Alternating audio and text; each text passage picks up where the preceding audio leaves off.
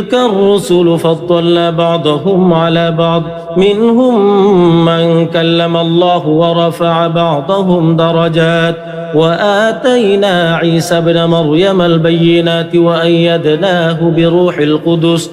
ولو شاء الله ما اقتتل الذين من بعد ما جاءتهم البينات ولكن اختلفوا فمنهم من آمن ومنهم من كفر ولو شاء الله ما اقتتلوا ولكن الله يفعل ما يريد يا أيها الذين آمنوا أنفقوا مما رزقناكم من قبل أن يأتي يوم لا بيع فيه ولا خلة ولا شفاعة والكافرون هم الظالمون الله لا إله إلا هو الحي القيوم لا تأخذه سنة ولا نوم له ما في السماوات وما في الأرض من ذا الذي يشفع عنده إلا بإذنه يعلم ما بين أيديهم وما خلفهم ولا يحيطون بشيء من علمه إلا بما شاء وسع كرسيه السماوات والأرض ولا يؤوده حفظهما وهو العلي العظيم لا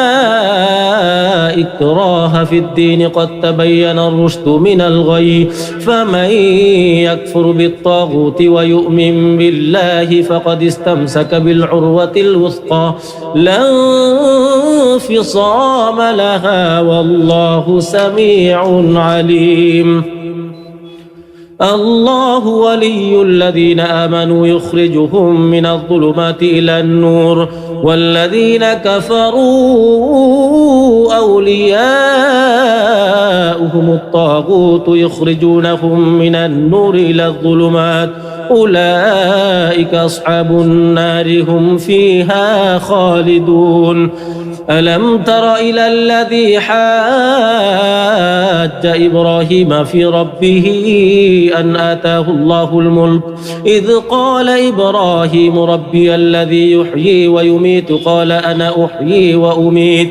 قال إبراهيم فإن الله يأتي بالشمس من المشرق فأت بها من المغرب فبهت الذي كفر والله لا يهدي القوم الظالمين أو كالذي مر على قرية وهي خاوية على عروشها قال أنى يحيي هذه الله بعد موتها فأماته الله 100 عام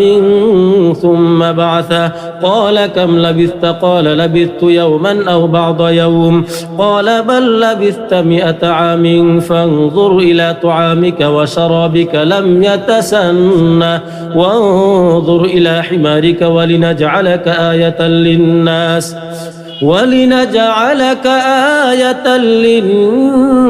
وانظر إلى العظام كيف ننشزها ثم نكسوها لحما فلما تبين له قال أعلم أن الله على كل شيء قدير وإذ قال إبراهيم رب أرني كيف تحيي الموتى قال أولم تؤمن قال بلى ولكن ليطمئن قلبي قال فخذ 4 من الطير فاصرهن إليك ثم اجعل على كل جبل منهن جزءا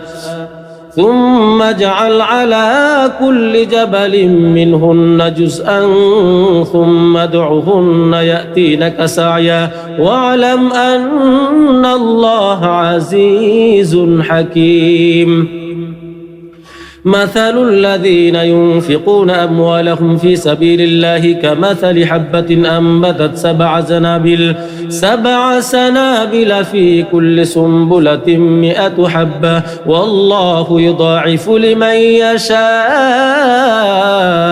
والله واسع عليم. الذين ينفقون أموالهم في سبيل الله ثم لا يتبعون ما أنفقوا منا ولا أذى لهم أجرهم عند ربهم ولا خوف عليهم ولا هم يحزنون. قول معروف ومغفرة خير من صدقة يتبعها أذى والله غني حليم. يا أيها الذين آمنوا لا تبطلوا صدقاتكم بالمن والأذى كالذي ينفق ماله رئاء الناس ولا يؤمن بالله واليوم الآخر فمثله كمثل صفوان عليه تراب فأصابه وابل فتركه صلدا لا يقدرون على شيء مما كسبوا والله لا يهدي القوم الكافرين. ومثل الذين ينفقون أموالهم ابتغاء مرضات الله وتثبيتا من أنفسهم كمثل جنة بربوة أصابها وابل فآتت أكلها ضعفين فإن لم يصبها وابل فطل والله بما تعملون بصير. أيود أحدكم أن تكون له جنة من نخيل وأعناب تجري من تحتها الأنهار له فيها من كل الثمرات وأصابه الكبر وله ذرية ضعفاء فأصابها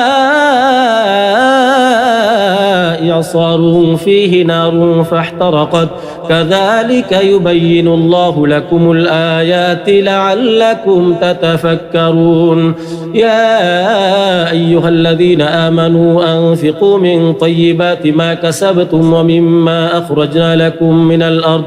ولا تيمموا الخبيث منه تنفقون ولستم بآخذيه إلا أن تغمضوا فيه واعلموا أن الله غني حميد. الشيطان يعدكم الفقر ويأمركم بالفحشاء والله يعدكم مغفرة منه وفضلا والله واسع عليم. يؤتي الحكمة من يشاء ومن يؤت الحكمة فقد أوتي خيرا كثيرا وما يذكر إلا أولو الألباب. وما أنفقتم من نفقة أو نذرتم من نذر فإن الله يعلم وما للظالمين من أنصار. إن تبدوا الصدقات فنعما هي وإن تخفوها وتؤتوها الفقراء فهو خير لكم ويكفر عنكم من سيئاتكم والله بما تعملون خبير. ليس عليك هداهم ولكن الله يهدي من يشاء وما تنفقوا من خير فلأنفسكم وما تنفقون إلا ابتغاء وجه الله وما تنفقوا من خير يوفى إليكم وأنتم لا تظلمون. للفقراء الذين أحصروا في سبيل الله لا يستطيعون ضربا في الأرض يحسبهم الجاهل أغنياء من التعفف تعرفهم بسيماهم لا يسألون الناس إلحافا وما تنفقوا من خير فإن الله به عليم. الذين ينفقون أموالهم بالليل والنهار سرا وعلانية فلهم أجرهم عند ربهم ولا خوف عليهم ولا هم يحزنون الذين يأكلون الربا لا يقومون إلا كما يقوم الذي يتخبطه الشيطان من المس ذلك بأنهم قالوا إنما البيع مثل الربا وأحل الله البيع وحرم الربا فمن جاءه موعظة من ربه فانتهى فله ما سلف وأمره إلى الله ومن عاد فأولئك أصحاب النار هم فيها خالدون يمحق الله الربا ويربي الصدقات والله لا يحب كل كفار أثيم إن الذين آمنوا وعملوا الصالحات وأقاموا الصلاة وآتوا الزكاة لهم أجرهم عند ربهم ولا خوف عليهم ولا هم يحزنون يا أيها الذين آمنوا اتقوا الله وذروا ما بقي من الربا إن كنتم مؤمنين فإن لم تفعلوا فأذنوا بحرب من الله ورسوله وإن تبتم فلكم رؤوس أموالكم لا تظلمون ولا تظلمون وإن كان ذو عسرة فنظرة إلى ميسرة وأن تصدقوا خير لكم إن كنتم تعلمون واتقوا يوما ترجعون فيه إلى الله ثم توفى كل نفس ما كسبت وهم لا يظلمون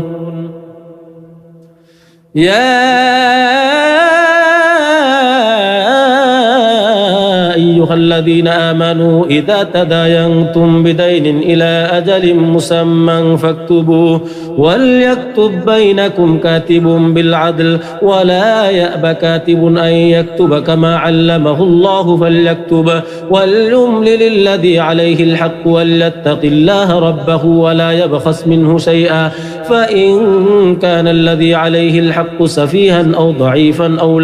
أو لا يستطيع أن يمله فليملل وليه بالعدل واستشهدوا شهيدين من رجالكم فإن لم يكونا رجلين فرجل وامرأتان ممن ترضون من الشهداء أن تضل إحداهما فتذكر إحداهما الأخرى ولا يأبى الشهداء إذا ما دعوا ولا تسأموا أن تكتبوه صغيرا أو كبيرا إلى أجله ذلكم أقسط عند الله وأقوم للشهادة وأدنى ألا ترتابوا إلا أن تكون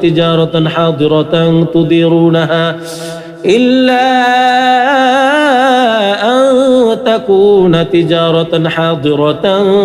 تديرونها بينكم فليس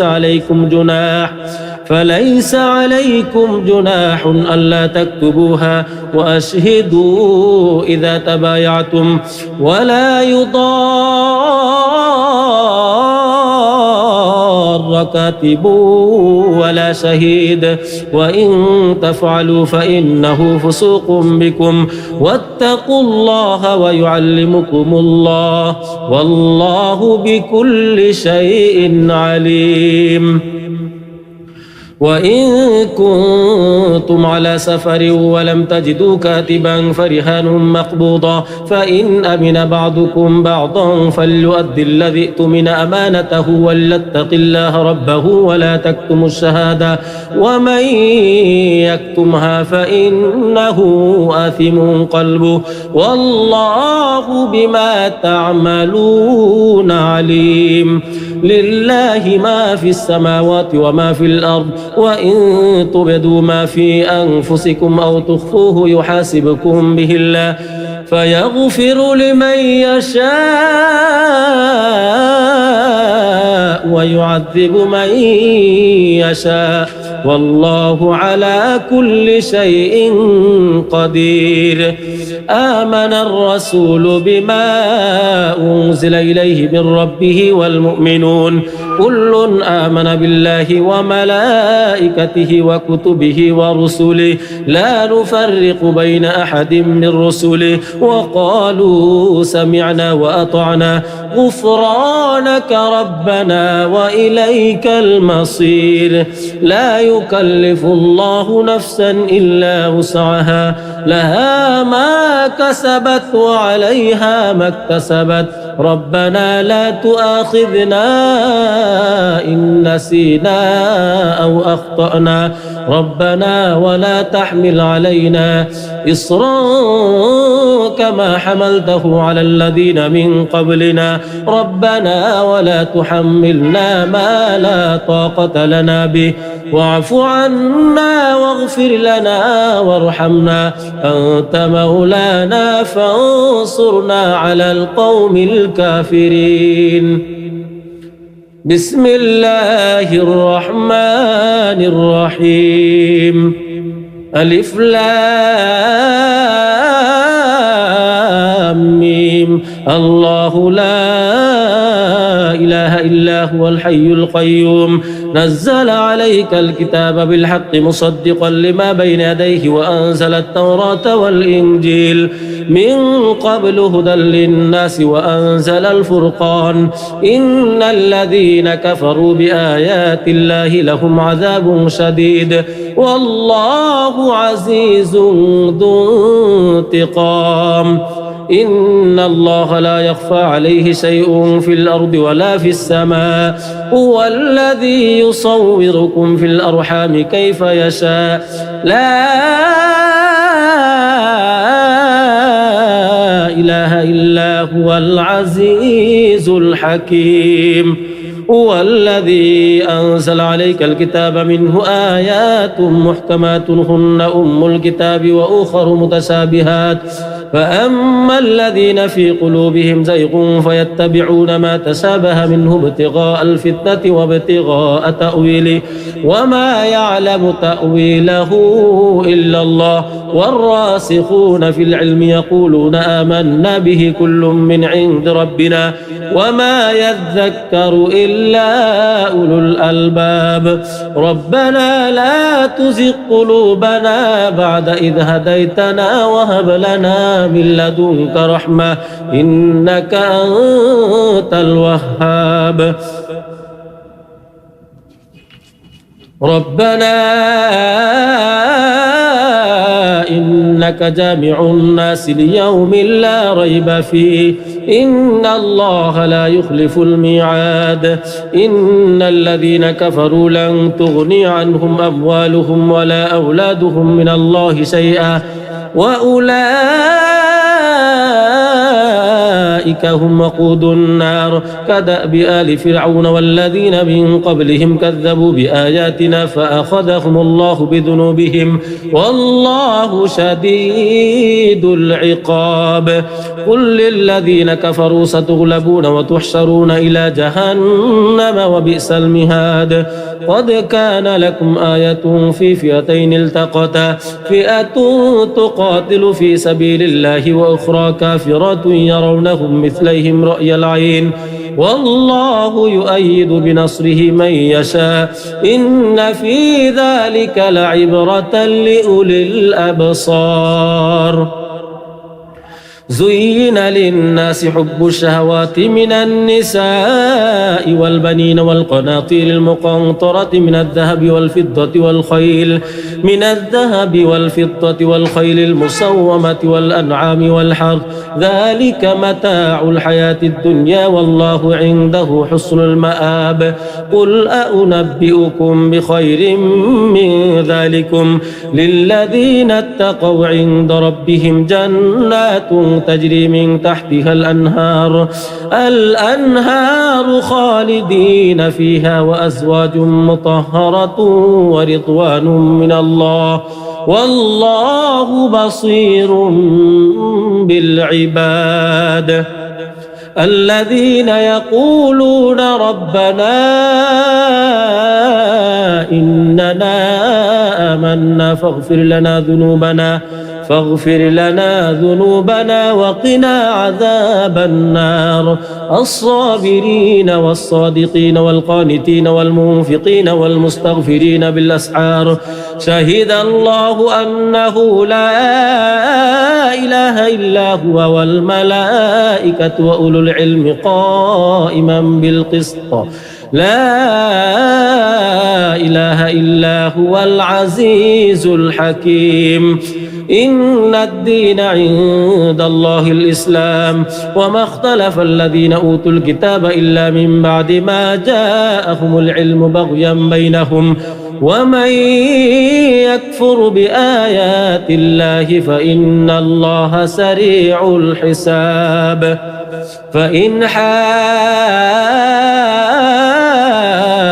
فقل أسلمت وجهي لله ومن اتبعن وقل للذين أوتوا الكتاب والأميين أسلمتم فإن أسلموا فقد اهتدوا وإن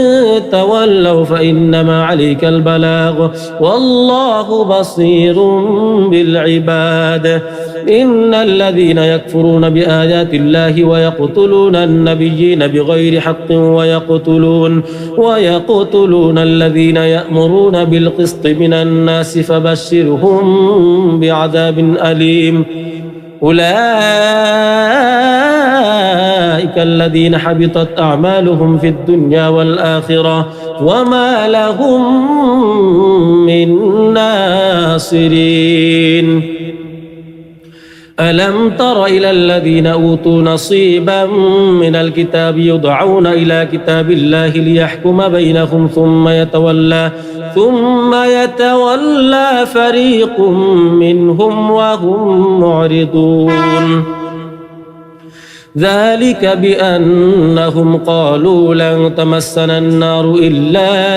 أياما معدودات وغرهم في دينهم ما كانوا يفترون. فكيف إذا جمعناهم ليوم لا ريب فيه ووفيت كل نفس ما كسبت وهم لا يظلمون. قل اللهم مالك الملك تؤتي الملك من تشاء وتنزع الملك ممن تشاء وتعز من تشاء وتذل من تشاء بيدك الخير إنك على كل شيء قدير. تولج الليل في النهار وتولج النهار في الليل وتخرج الحي من الميت وتخرج الميت من الحي وترزق من تشاء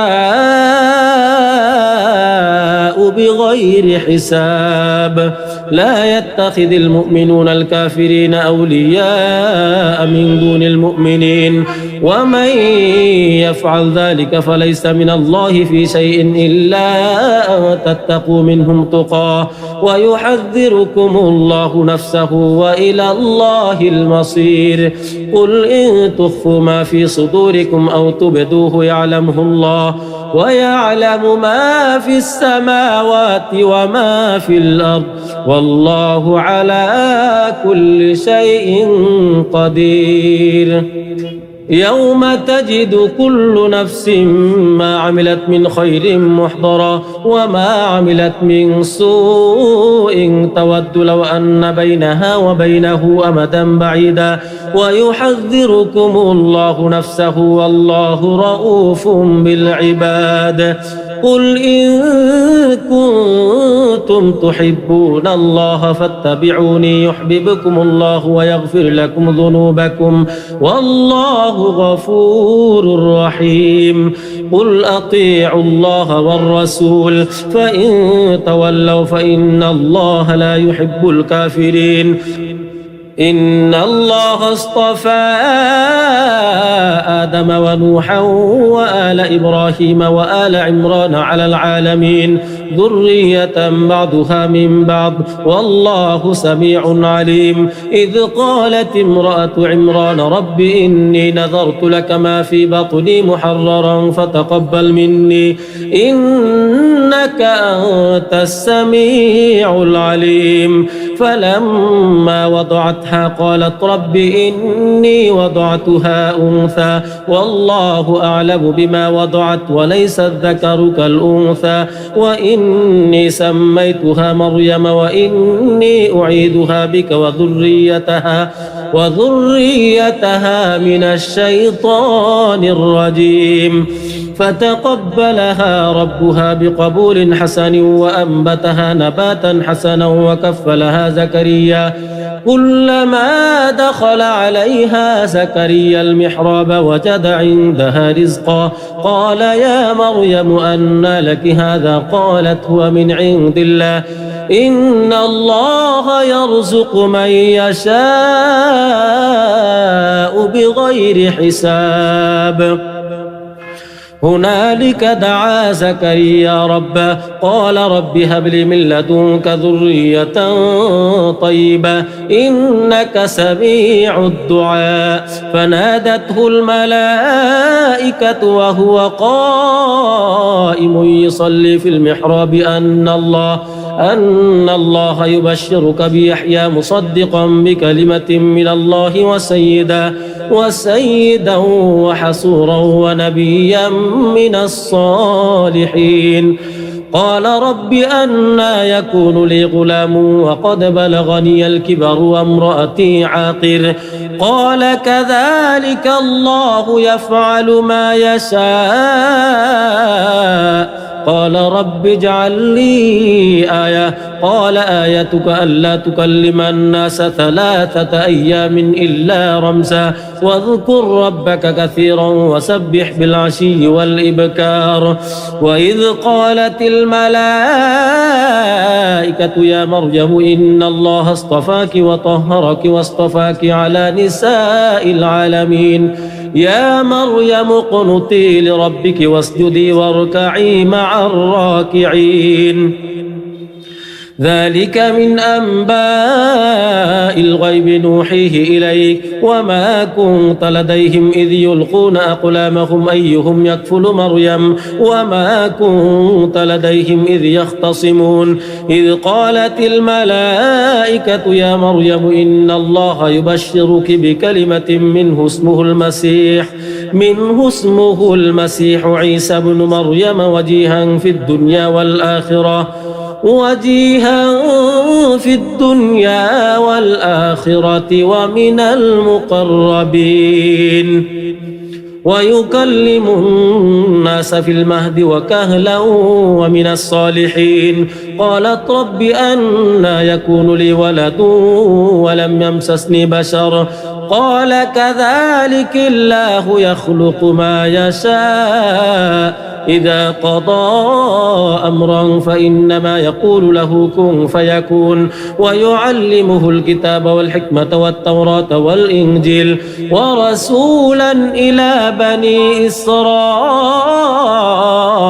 أني قد جئتكم بآية من ربكم أني أخلق لكم من الطين كهيئة الطير فأنفخ فيه فيكون طيرا بإذن الله وأبرئ الأكمه والأبرص وأحيي الموتى بإذن الله وأنبئكم بما تأكلون وما تدخرون في بيوتكم إن في ذلك لآية لكم إن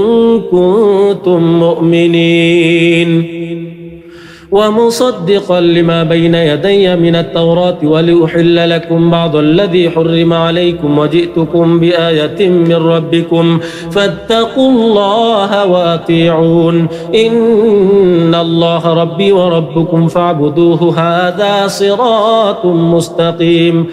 فلما أحس عيسى منهم الكفر قال من أنصاري إلى الله قال الحواريون نحن أنصار الله آمنا بالله واشهد بأننا مسلمون ربنا آمنا بما أنزلت واتبعنا الرسول فاكتبنا مع الشاهدين ومكروا ومكر الله والله خير الماكرين إذ قال الله يا عيسى إني متوفيك ورافعك إلي ومطهرك من الذين كفروا وجاعل الذين اتبعوك فوق الذين كفروا إلى يوم القيامة ثم إلي مرجعكم فأحكم بينكم فيما كنتم فيه تختلفون فأما الذين كفروا فأعذبهم عذابا شديدا في الدنيا والآخرة وما لهم من ناصرين وأما الذين آمنوا وعملوا الصالحات فيوفيهم أجورهم والله لا يحب الظالمين ذلك نتلوه عليك من الآيات والذكر الحكيم إن مثل عيسى عند الله كمثل آدم خلقه من تراب ثم قال له كن فيكون الحق من ربك فلا تكن من الممترين فمن حاجك فيه من بعد ما جاءك من العلم فقل تعالوا ندعو أبناءنا وأبناءكم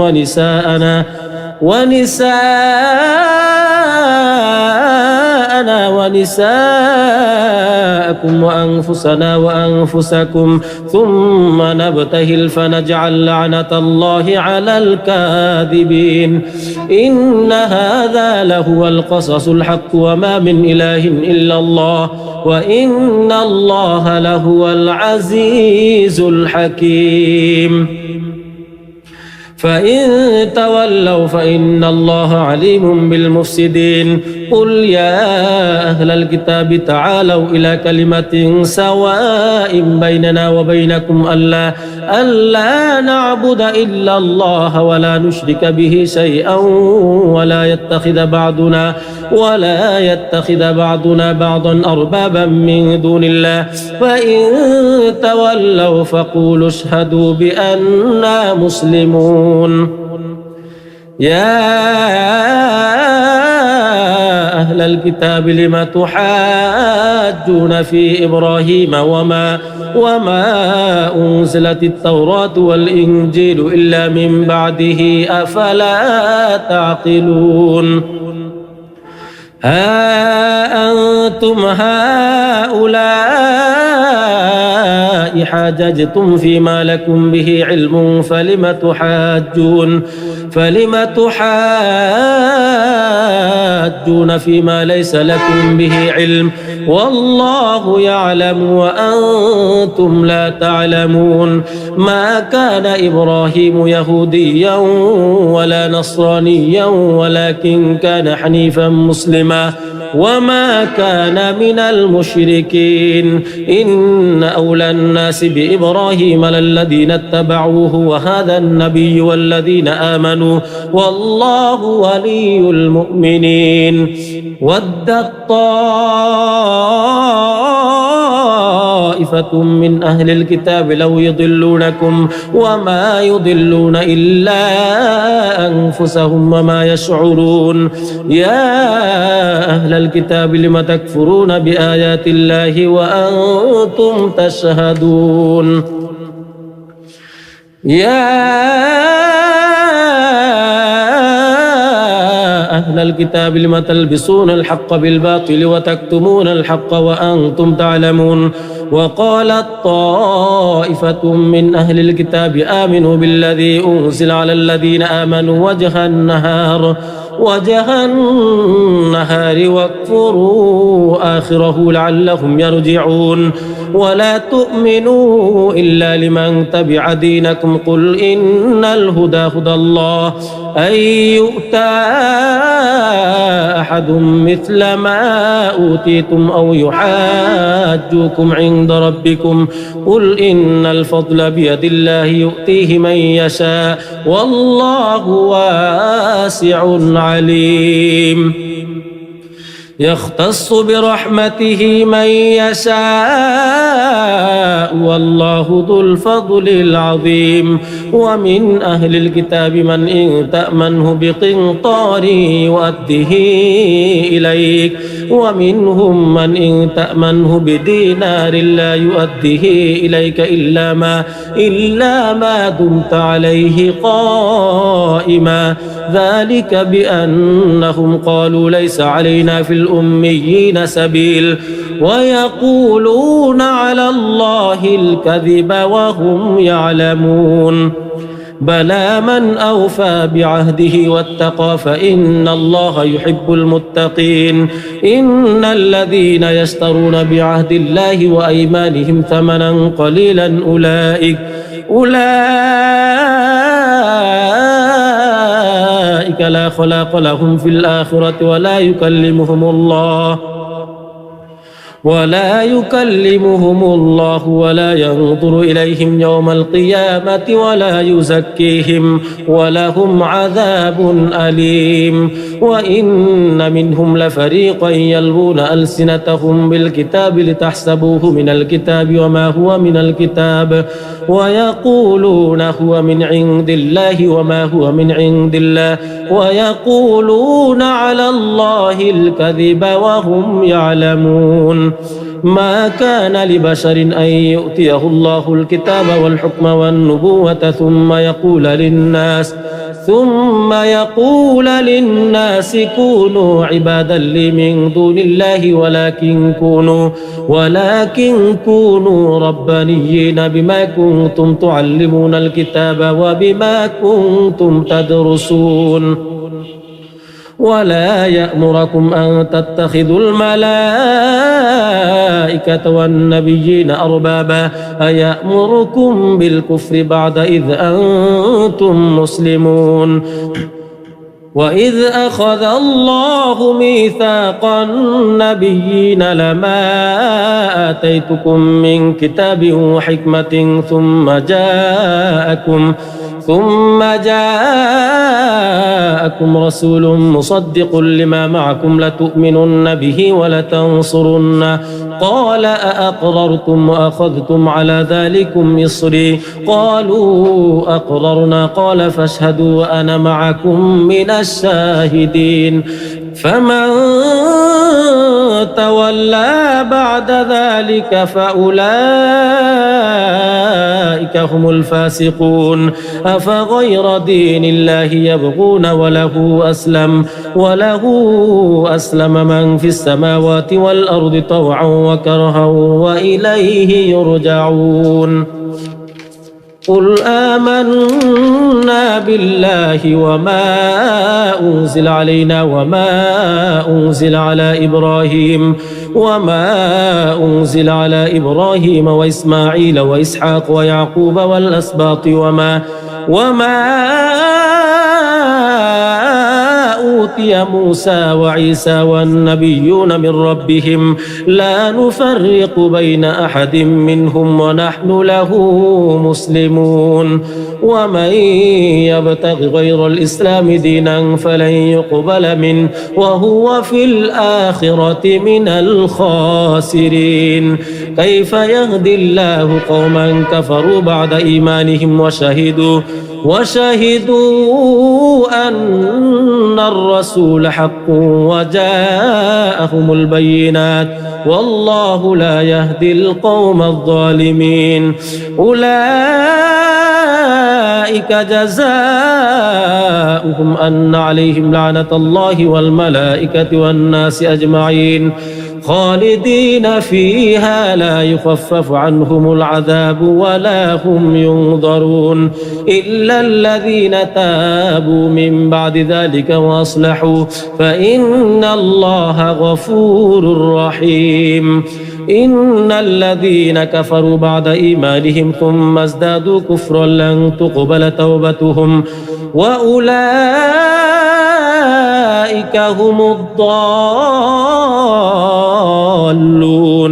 إن الذين كفروا وماتوا وهم كفار فلن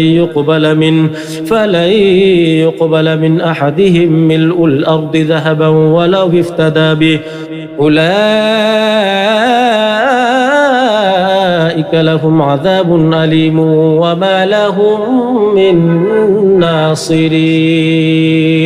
تلك الرسل فضلنا بعضهم على بعض منهم من كلم الله ورفع بعضهم درجات وآتينا عيسى ابن مريم البينات وأيدناه بروح القدس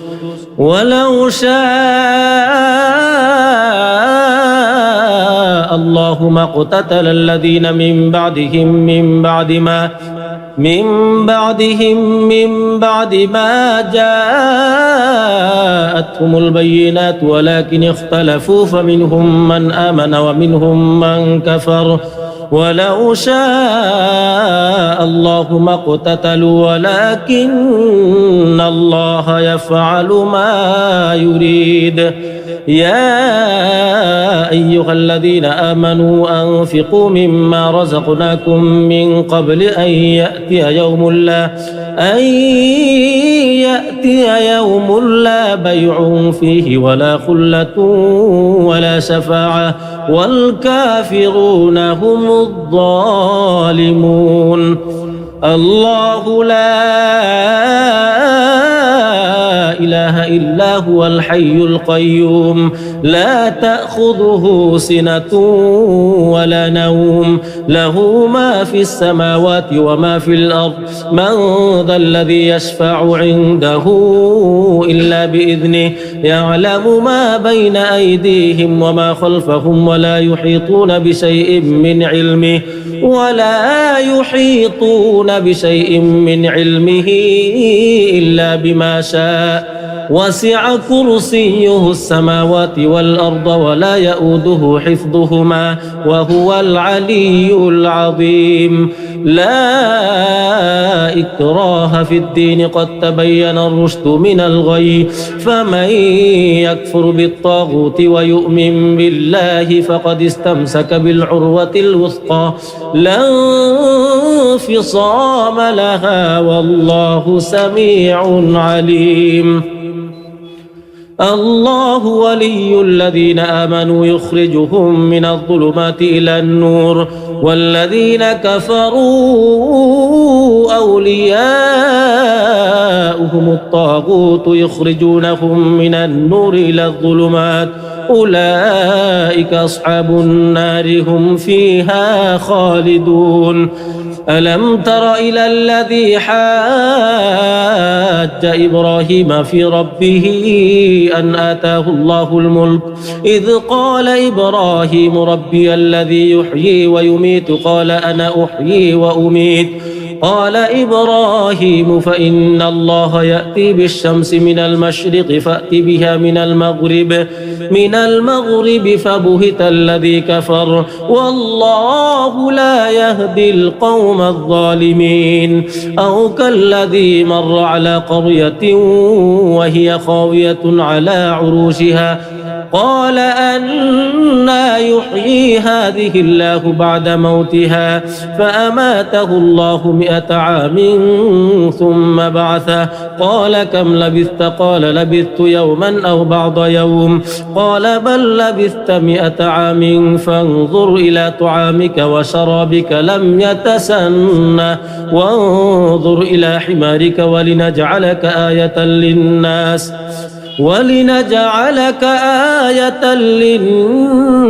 وانظر إلى العظام كيف ننشزها ثم نكسوها لحما فلما تبين له قال أعلم أن الله على كل شيء قدير وإذ قال إبراهيم رب أرني كيف تحيي الموتى قال أولم تؤمن قال بلى ولكن ليطمئن قلبي قال فخذ 4 من الطير فاصرهن إليك ثم اجعل على كل جبل منهن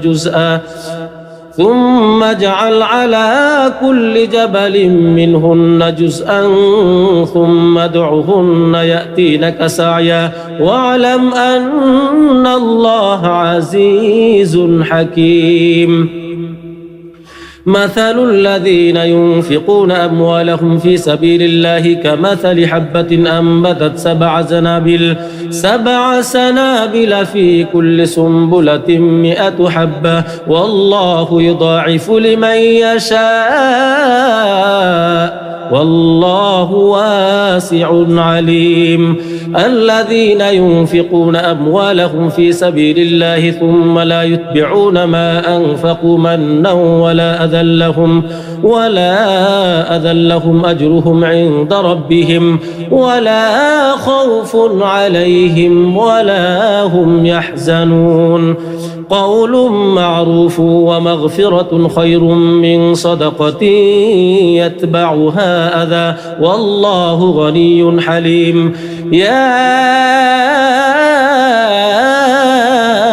أيها الذين آمنوا لا تبطلوا صدقاتكم بالمن والأذى كالذي ينفق ماله رئاء الناس ولا يؤمن بالله واليوم الآخر فمثله كمثل صفوان عليه تراب فأصابه وابل فتركه صلدا لا يقدرون على شيء مما كسبوا والله لا يهدي القوم الكافرين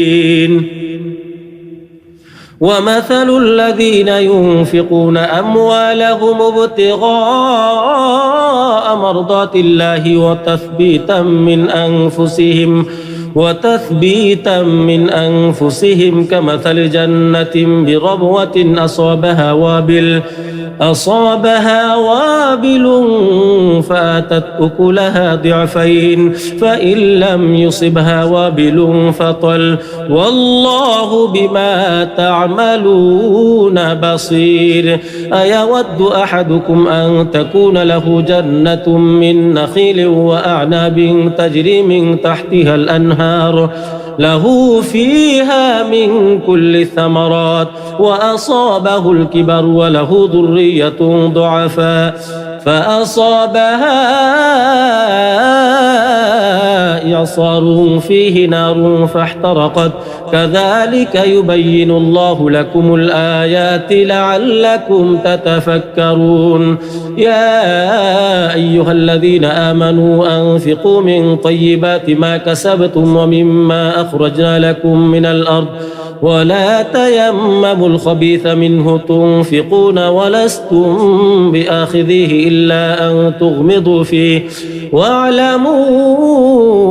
أن الله غني حميد الشيطان يعدكم الفقر ويأمركم بالفحشاء والله يعدكم مغفرة منه وفضلا والله واسع عليم يؤتي الحكمة من يشاء ومن يؤت الحكمة فقد أوتي خيرا كثيرا وما يذكر إلا أولو الألباب وما أنفقتم من نفقة أو نذرتم من نذر فإن الله يعلم وما للظالمين من أنصار إن تبدوا الصدقات فنعما هي وإن تخفوها وتؤتوها الفقراء فهو خير لكم ويكفر عنكم من سيئاتكم والله بما تعملون خبير ليس عليك هداهم ولكن الله يهدي من يشاء وما تنفقوا من خير فلأنفسكم وما تنفقون إلا ابتغاء وجه الله وما تنفقوا من خير يوفى إليكم وأنتم لا تظلمون للفقراء الذين أحصروا في سبيل الله لا يستطيعون ضربا في الأرض يحسبهم الجاهل أغنياء من التعفف تعرفهم بسيماهم لا يسألون الناس إلحافا وما تنفقوا من خير فإن الله به عليم الذين ينفقون أموالهم بالليل والنهار سرا وعلانية فلهم أجرهم عند ربهم ولا خوف عليهم ولا هم يحزنون الذين يأكلون الربا لا يقومون إلا كما يقوم الذي يتخبطه الشيطان من المس ذلك بأنهم قالوا إنما البيع مثل الربا وأحل الله البيع وحرم الربا فمن جاءه موعظة من ربه فانتهى فله ما سلف وأمره إلى الله ومن عاد فأولئك أصحاب النار هم فيها خالدون يمحق الله الربا ويربي الصدقات والله لا يحب كل كفار أثيم إن الذين آمنوا وعملوا الصالحات وأقاموا الصلاة وآتوا الزكاة لهم أجرهم عند ربهم ولا خوف عليهم ولا هم يحزنون يا أيها الذين آمنوا اتقوا الله وذروا ما بقي من الربا إن كنتم مؤمنين فإن لم تفعلوا فأذنوا بحرب من الله ورسوله وإن تبتم فلكم رؤوس أموالكم لا تظلمون ولا تظلمون وإن كان ذو عسرة فنظرة إلى ميسرة وأن تصدقوا خير لكم إن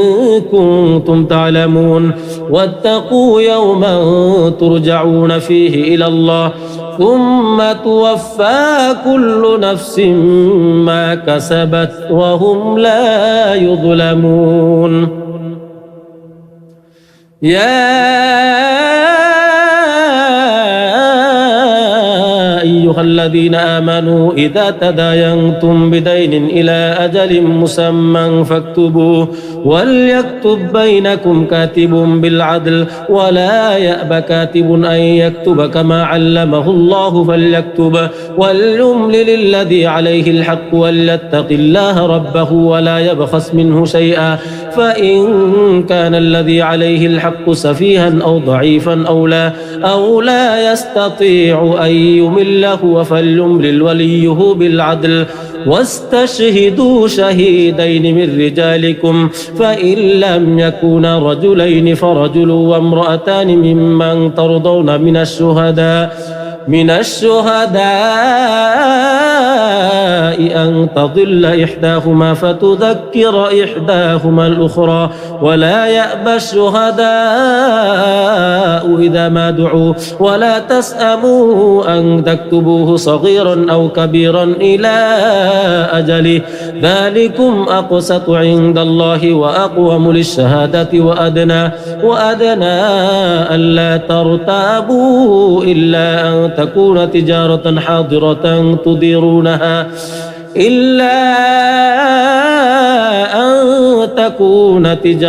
حاضرة تديرونها بينكم فليس عليكم جناح ألا تكتبوها وأشهدوا إذا تبايعتم ولا يضار كاتب ولا شهيد وإن تفعلوا فإنه فسوق بكم واتقوا الله ويعلمكم الله والله بكل شيء عليم وإن كنتم على سفر ولم تجدوا كاتبا فرهان مقبوضة فإن أمن بعضكم بعضا فليؤدي الذي اؤتمن أمانته وليتق الله ربه ولا تكتموا الشهادة ومن يكتمها فإنه آثم قلبه والله بما تعملون عليم لله ما في السماوات وما في الأرض وإن تبدوا ما في أنفسكم أو تخفوه يحاسبكم به الله فيغفر لمن يشاء ويعذب من يشاء والله على كل شيء قدير. آمن الرسول بما أنزل إليه من ربه والمؤمنون كل آمن بالله وملائكته وكتبه ورسله لا نفرق بين أحد من رسله وقالوا سمعنا وأطعنا غفرانك ربنا وإليك المصير. لا يكلف الله نفسا إلا وسعها لها ما كسبت وعليها ما اكتسبت ربنا لا تؤاخذنا إن نسينا أو أخطأنا ربنا ولا تحمل علينا إصرا كما حملته على الذين من قبلنا ربنا ولا تحملنا ما لا طاقة لنا به واعف عنا واغفر لنا وارحمنا أنت مولانا فانصرنا على القوم الكافرين. بسم الله الرحمن الرحيم. ألف لام ميم. الله لا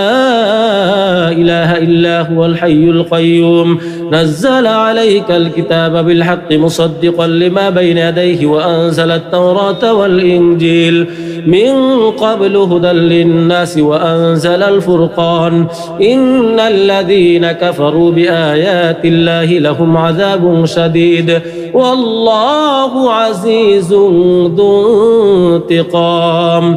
إن الله لا يخفى عليه شيء في الأرض ولا في السماء هو الذي يصوركم في الأرحام كيف يشاء لا إله إلا هو العزيز الحكيم. هو الذي أنزل عليك الكتاب منه آيات محكمات هن أم الكتاب وأخر متشابهات فأما الذين في قلوبهم زيغ فيتبعون ما تشابه منه ابتغاء الفتنة وابتغاء تأويله وما يعلم تأويله إلا الله والراسخون في العلم يقولون آمنا به كل من عند ربنا وما يذكر إلا أولو الألباب. ربنا لا تزغ قلوبنا بعد إذ هديتنا وهب لنا من لدنك رحمة إنك أنت الوهاب. ربنا إنك جامع الناس ليوم لا ريب فيه إن الله لا يخلف الميعاد. إن الذين كفروا لن تغني عنهم أموالهم ولا أولادهم من الله شيئا وأولئك هم وقود النار كدأب آل فرعون والذين من قبلهم كذبوا بآياتنا فأخذهم الله بذنوبهم والله شديد العقاب. قل للذين كفروا ستغلبون وتحشرون إلى جهنم وبئس المهاد. قد كان لكم آية في فئتين التقتا فئة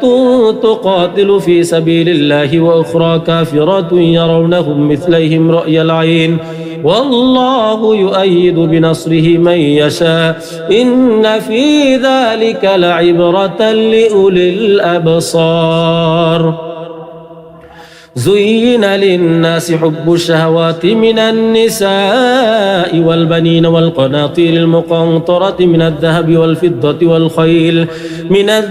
والفضة والخيل المسومة والأنعام والحرث ذلك متاع الحياة الدنيا والله عنده حسن المآب. قل أنبئكم بخير من ذلكم للذين اتقوا عند ربهم جنات تجري من تحتها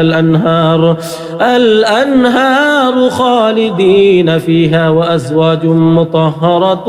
ورضوان من الله والله بصير بالعباد الذين يقولون ربنا إننا آمنا فاغفر لنا ذنوبنا وقنا عذاب النار الصابرين والصادقين والقانتين والمنفقين والمستغفرين بالأسحار شهد الله أنه لا إله إلا هو والملائكة وأولو العلم قائما بالقسط لا إله إلا هو العزيز الحكيم إن الدين عند الله الإسلام وما اختلف الذين أوتوا الكتاب إلا من بعد ما جاءهم العلم بغيا بينهم ومن يكفر بآيات الله فإن الله سريع الحساب فإن حاجوك فقل أسلمت وجهي لله ومن اتبعن وقل للذين أوتوا الكتاب والأميين أسلمتم فإن أسلموا فقد اهتدوا وإن تولوا فإنما عليك البلاغ والله بصير بالعباد إن الذين يكفرون بآيات الله ويقتلون النبيين بغير حق ويقتلون الذين يأمرون بالقسط من الناس فبشرهم بعذاب أليم أولئك الذين حبطت أعمالهم في الدنيا والآخرة وما لهم من ناصرين ألم تر إلى الذين أوتوا نصيبا من الكتاب يدعون إلى كتاب الله ليحكم بينهم ثم يتولى فريق منهم وهم معرضون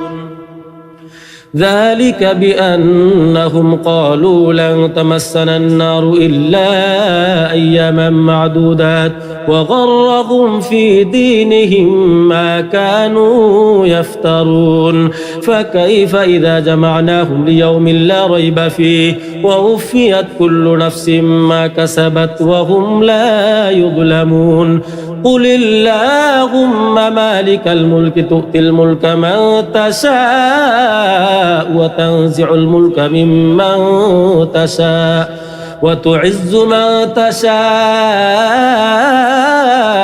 وتذل من تشاء بيدك الخير إنك على كل شيء قدير تولج الليل في النهار وتولج النهار في الليل وتخرج الحي من الميت وتخرج الميت من الحي وترزق من تشاء بغير حساب لا يتخذ المؤمنون الكافرين أولياء من دون المؤمنين ومن يفعل ذلك فليس من الله في شيء إلا أن تتقوا منهم تقاه ويحذركم الله نفسه وإلى الله المصير قل إن تخفوا ما في صدوركم أو تبدوه يعلمه الله ويعلم ما في السماوات وما في الأرض والله على كل شيء قدير يوم تجد كل نفس ما عملت من خير محضرا وما عملت من سوء تود لو أن بينها وبينه أمدا بعيدا ويحذركم الله نفسه والله رؤوف بالعباد قل إن كنتم تحبون الله فاتبعوني يحببكم الله ويغفر لكم ذنوبكم والله غفور رحيم قل أطيعوا الله والرسول فإن تولوا فإن الله لا يحب الكافرين إن الله اصطفى آدم ونوحا وآل إبراهيم وآل عمران على العالمين ذرية بعضها من بعض والله سميع عليم. إذ قالت امرأة عمران رب إني نذرت لك ما في بطني محررا فتقبل مني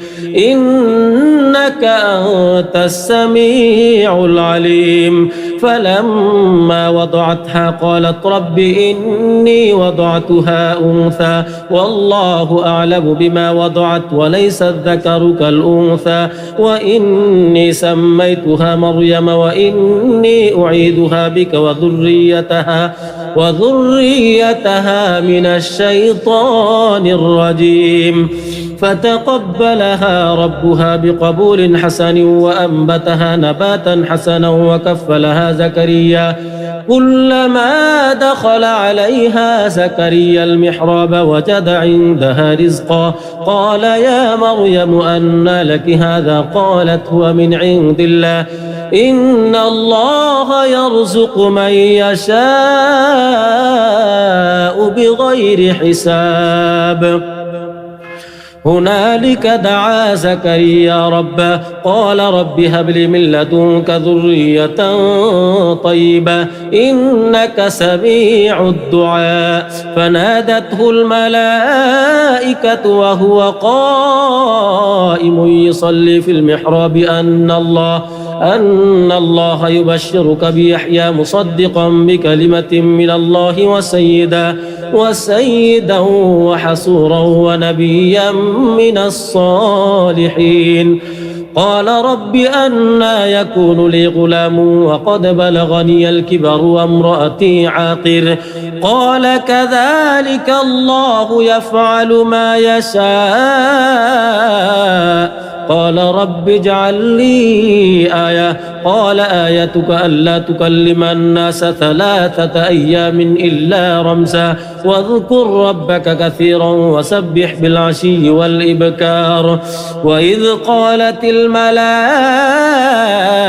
يا مريم إن الله اصطفاك وطهرك واصطفاك على نساء العالمين يا مريم اقنتي لربك واسجدي واركعي مع الراكعين. ذلك من أنباء الغيب نوحيه إليك وما كنت لديهم إذ يلقون أقلامهم أيهم يكفل مريم وما كنت لديهم إذ يختصمون. إذ قالت الملائكة يا مريم إن الله يبشرك بكلمة منه اسمه المسيح عيسى بن مريم وجيها في الدنيا والآخرة ومن المقربين ويكلم الناس في المهد وكهلا ومن الصالحين. قالت رب أنى يكون لي ولد ولم يمسسني بشر قال كذلك الله يخلق ما يشاء إذا قضى أمرا فإنما يقول له كن فيكون. ويعلمه الكتاب والحكمة والتوراة والإنجيل ورسولا إلى بني إسرائيل أني قد جئتكم بآية من ربكم أني أخلق لكم من الطين كهيئة الطير فأنفخ فيه فيكون طيرا بإذن الله وأبرئ الأكمه والأبرص وأحيي الموتى بإذن الله وأنبئكم بما تأكلون وما تدخرون في بيوتكم إن في ذلك لآية لكم إن كنتم مؤمنين. ومصدقا لما بين يدي من التوراة ولأحل لكم بعض الذي حرم عليكم وجئتكم بآية من ربكم فاتقوا الله وأطيعون إن الله ربي وربكم فاعبدوه هذا صراط مستقيم. فلما أحس عيسى منهم الكفر قال من أنصاري إلى الله قال الحواريون نحن أنصار الله آمنا بالله واشهد بأننا مسلمون ربنا آمنا بما أنزلت واتبعنا الرسول فاكتبنا مع الشاهدين ومكروا ومكر الله والله خير الماكرين إذ قال الله يا عيسى إني متوفيك ورافعك إلي ومطهرك من الذين كفروا وجاعل الذين اتبعوك فوق الذين كفروا إلى يوم القيامة ثم إلي مرجعكم فأحكم بينكم فيما كنتم فيه تختلفون فأما الذين كفروا فأعذبهم عذابا شديدا في الدنيا والآخرة وما لهم من ناصرين وأما الذين آمنوا وعملوا الصالحات فيوفيهم أجورهم والله لا يحب الظالمين ذلك نتلوه عليك من الآيات والذكر الحكيم إن مثل عيسى عند الله كمثل آدم خلقه من تراب ثم قال له كن فيكون الحق من ربك فلا تكن من الممترين فمن حاجك فيه من بعد ما جاءك من العلم فقل تعالوا ندعو أبناءنا وأبناءكم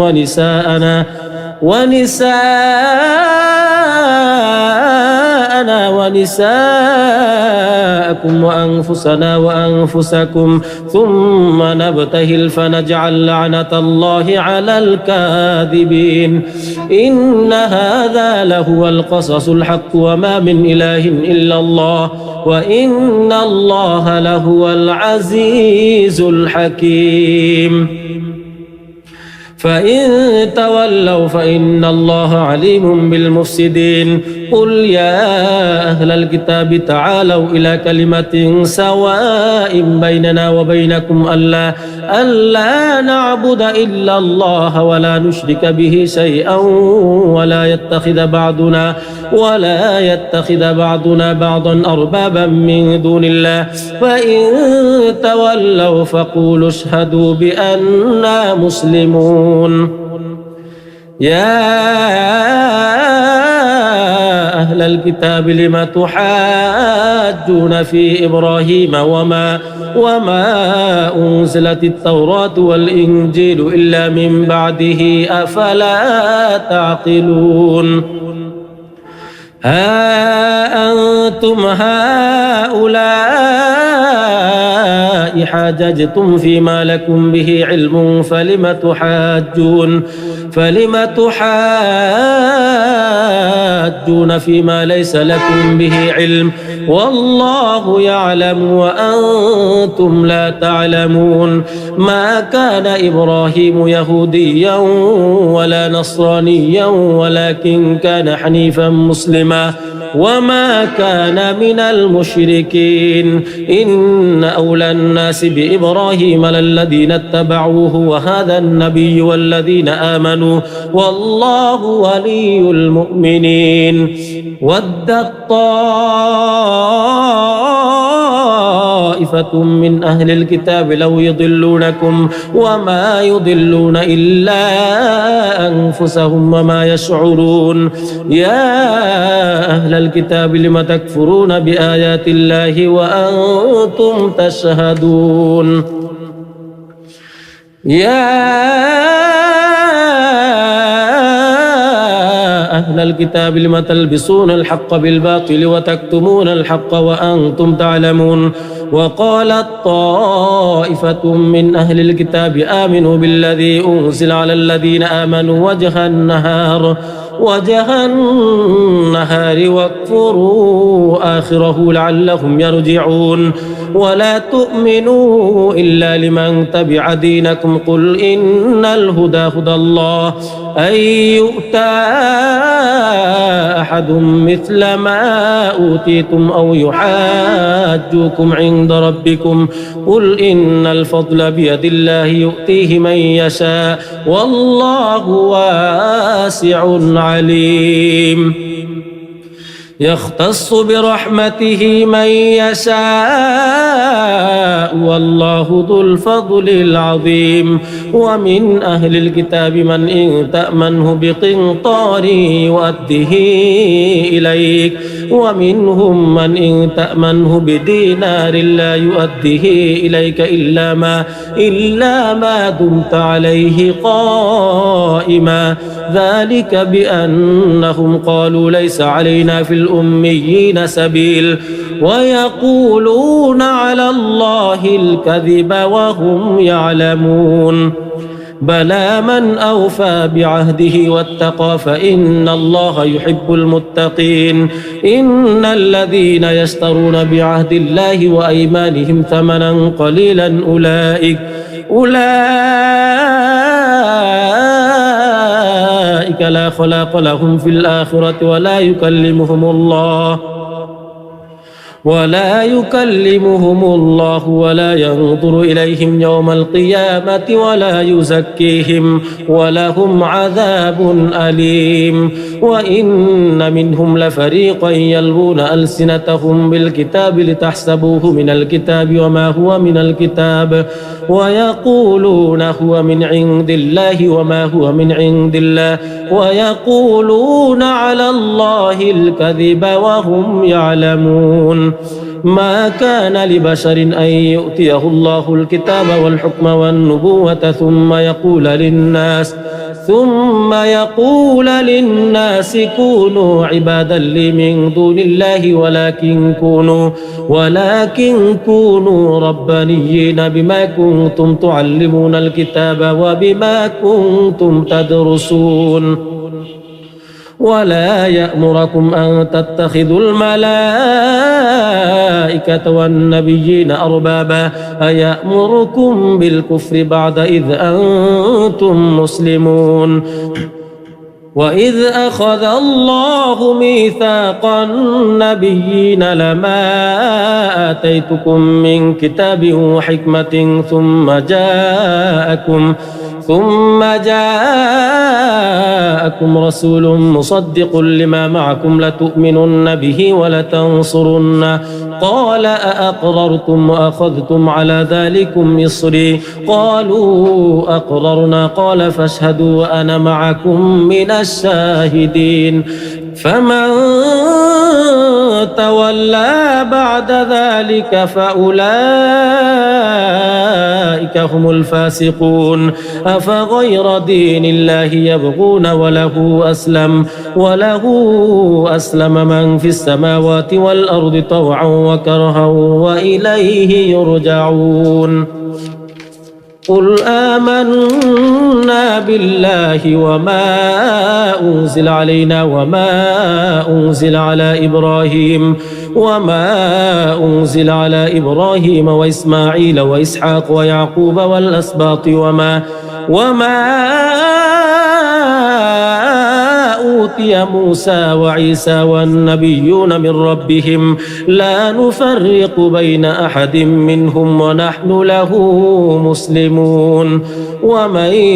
يبتغ غير الإسلام دينا فلن يقبل منه وهو في الآخرة من الخاسرين كيف يهدي الله قوما كفروا بعد إيمانهم وشهدوا أن الرسول حق وجاءهم البينات والله لا يهدي القوم الظالمين أولئك جزاؤهم أن عليهم لعنة الله والملائكة والناس أجمعين خالدين فيها لا يخفف عنهم العذاب ولا هم ينظرون إلا الذين تابوا من بعد ذلك وأصلحوا فإن الله غفور رحيم إن الذين كفروا بعد إيمانهم ثم ازدادوا كفرا لن تقبل توبتهم وأولئك هم الضالون إن الذين كفروا وماتوا وهم كفار فلن يقبل من أحدهم ملء الأرض ذهبا ولو افتدى به أولئك لهم عذاب أليم وما لهم من ناصرين تلك الرسل فضلنا بعضهم على بعض منهم من كلم الله ورفع بعضهم درجات وآتينا عيسى ابن مريم البينات وأيدناه بروح القدس ولو شاء الله ما اقتتل الذين من بعد ما جاءتهم البينات ولكن اختلفوا فمنهم من آمن ومنهم من كفر ولو شاء الله ما اقتتلوا ولكن الله يفعل ما يريد يا أيها الذين آمنوا أنفقوا مما رزقناكم من قبل أن يأتي يوم لا بيع فيه ولا خلة ولا شفاعة والكافرون هم الظالمون الله لا إله إلا هو الحي القيوم لا تأخذه سنة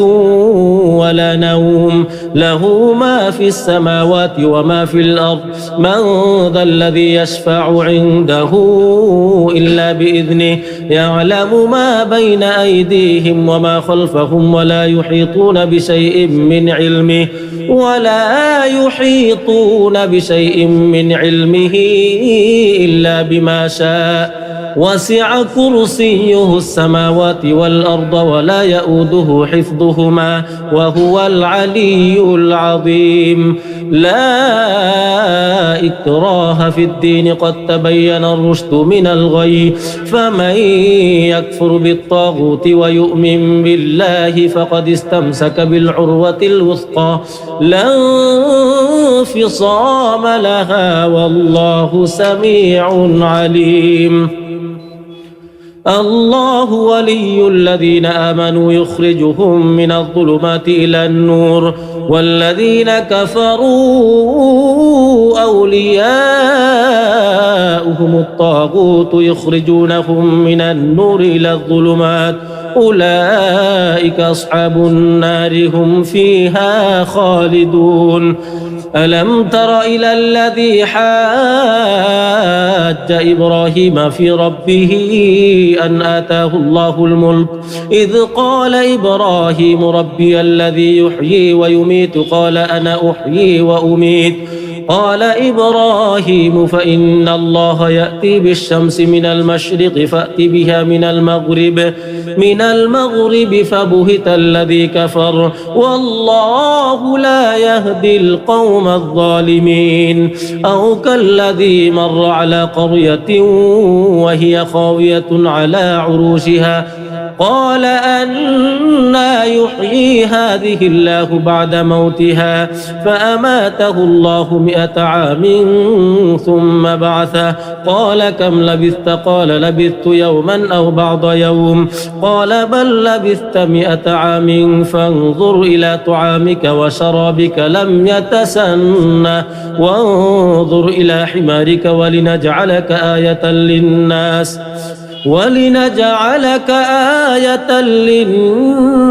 وانظر إلى العظام كيف ننشزها ثم نكسوها لحما فلما تبين له قال أعلم أن الله على كل شيء قدير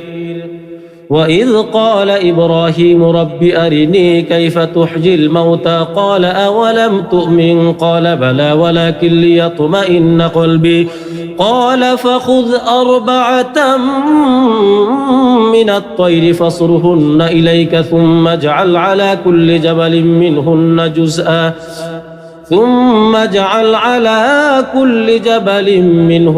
جزءا ثم ادعهن يأتينك سعيا واعلم أن الله عزيز حكيم. مثل الذين ينفقون أموالهم في سبيل الله كمثل حبة أنبتت 7 سنابل في كل سنبلة 100 حبة والله يضاعف لمن يشاء والله واسع عليم. الذين ينفقون أموالهم في سبيل الله ثم لا يتبعون ما أنفقوا منا ولا أذى لهم أجرهم عند ربهم ولا خوف عليهم ولا هم يحزنون. قول معروف ومغفرة خير من صدقة يتبعها أذى والله غني حليم. يا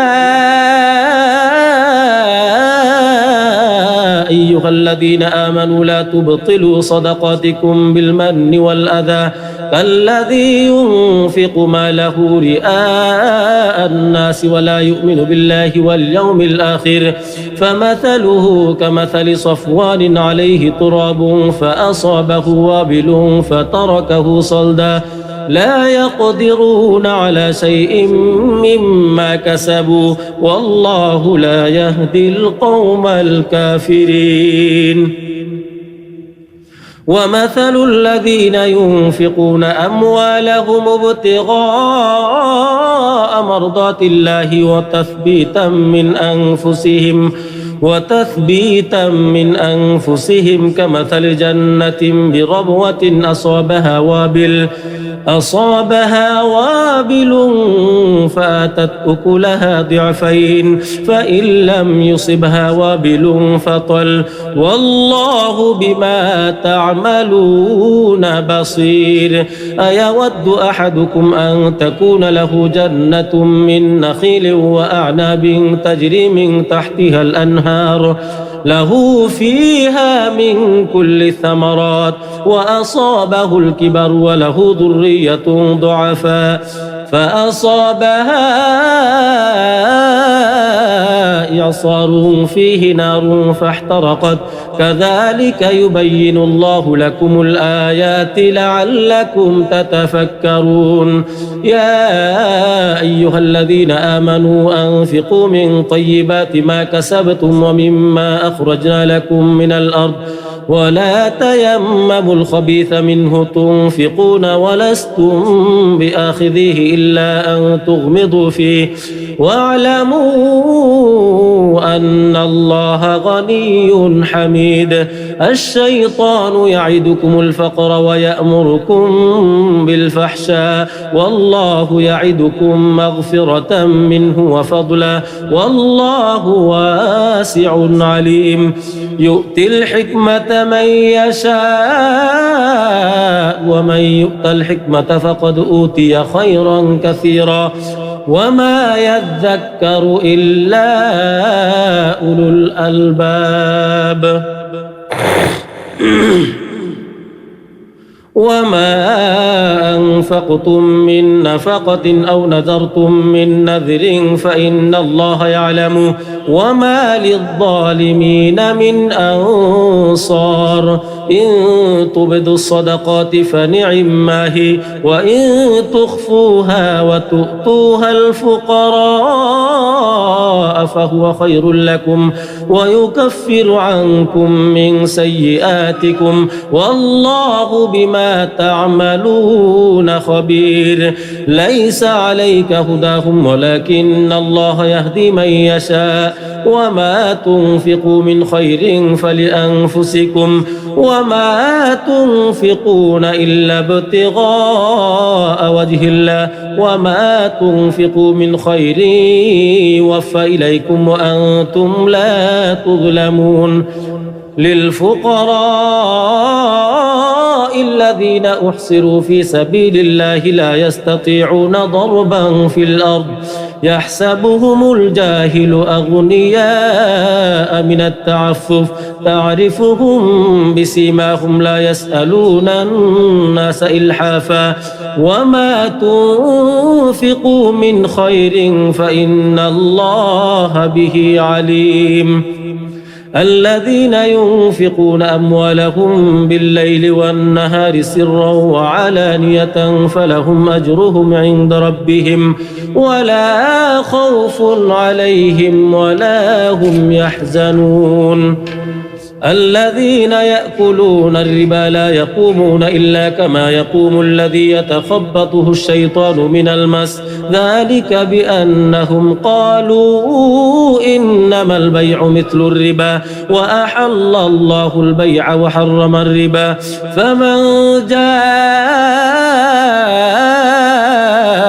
موعظة من ربه فانتهى فله ما سلف وأمره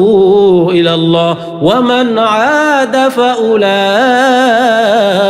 أصحاب النار هم فيها خالدون يمحق الله الربا ويربي الصدقات والله لا يحب كل كفار أثيم إن الذين آمنوا وعملوا الصالحات وأقاموا الصلاة وآتوا الزكاة لهم أجرهم عند ربهم ولا خوف عليهم ولا هم يحزنون يا أيها الذين آمنوا اتقوا الله وذروا ما بقي من الربا إن كنتم مؤمنين فإن لم تفعلوا فأذنوا بحرب من الله ورسوله وإن تبتم فلكم رؤوس أموالكم لا تظلمون ولا تظلمون وإن كان ذو عسرة فنظرة إلى ميسرة وأن تصدقوا خير لكم إن كنتم تعلمون واتقوا يوما ترجعون فيه إلى الله ثم توفى كل نفس ما كسبت وهم لا يظلمون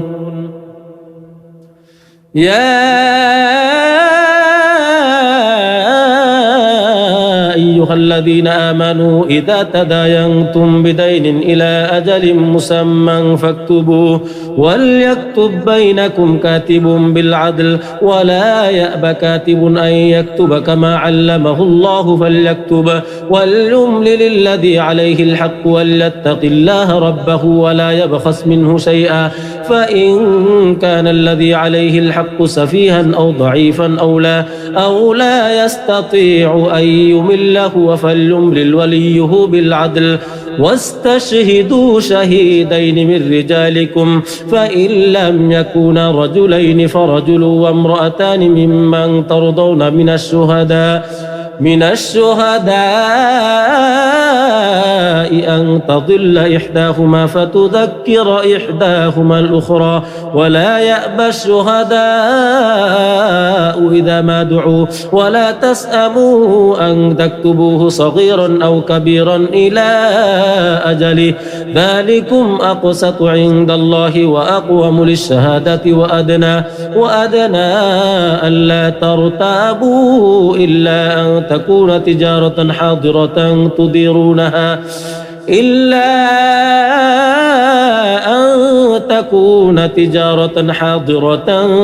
تديرونها بينكم فليس عليكم جناح ألا تكتبوها وأشهدوا إذا تبايعتم ولا يضار كاتب ولا شهيد وإن تفعلوا فإنه فسوق بكم واتقوا الله ويعلمكم الله والله بكل شيء عليم وإن كنتم على سفر ولم تجدوا كاتبا فرهان مقبوضة فإن أمن بعضكم بعضا فليؤدي الذي اؤتمن أمانته وليتق الله ربه ولا تكتم الشهادة ومن يكتمها فإنه آثم قلبه والله بما تعملون عليم لله ما في السماوات وما في الأرض وإن تبدوا ما في أنفسكم أو تخفوه يحاسبكم به الله فيغفر لمن يشاء ويعذب من يشاء والله على كل شيء قدير. آمن الرسول بما أنزل إليه من ربه والمؤمنون كل آمن بالله وملائكته وكتبه ورسله لا نفرق بين أحد من رسله وقالوا سمعنا وأطعنا غفرانك ربنا وإليك المصير. لا يكلف الله نفسا إلا وسعها لها ما كسبت وعليها ما اكتسبت ربنا لا تؤاخذنا إن نسينا أو أخطأنا ربنا ولا تحمل علينا إصرا كما حملته على الذين من قبلنا ربنا ولا تحملنا ما لا طاقة لنا به واعف عنا واغفر لنا وارحمنا أنت مولانا فانصرنا على القوم الكافرين. بسم الله الرحمن الرحيم. ألف لام ميم. الله لا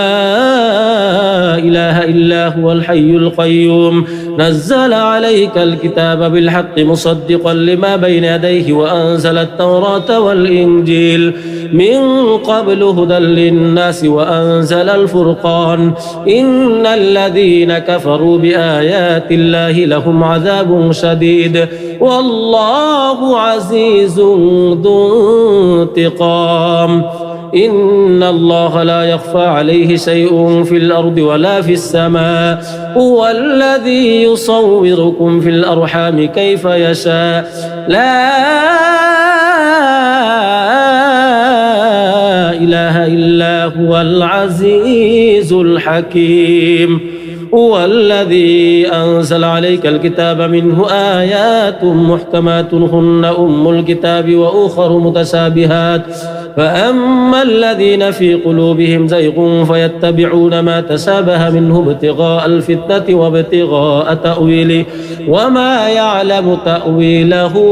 إلا الله والراسخون في العلم يقولون آمنا به كل من عند ربنا وما يذكر إلا أولو الألباب. ربنا لا تزغ قلوبنا بعد إذ هديتنا وهب لنا من لدنك رحمة إنك أنت الوهاب.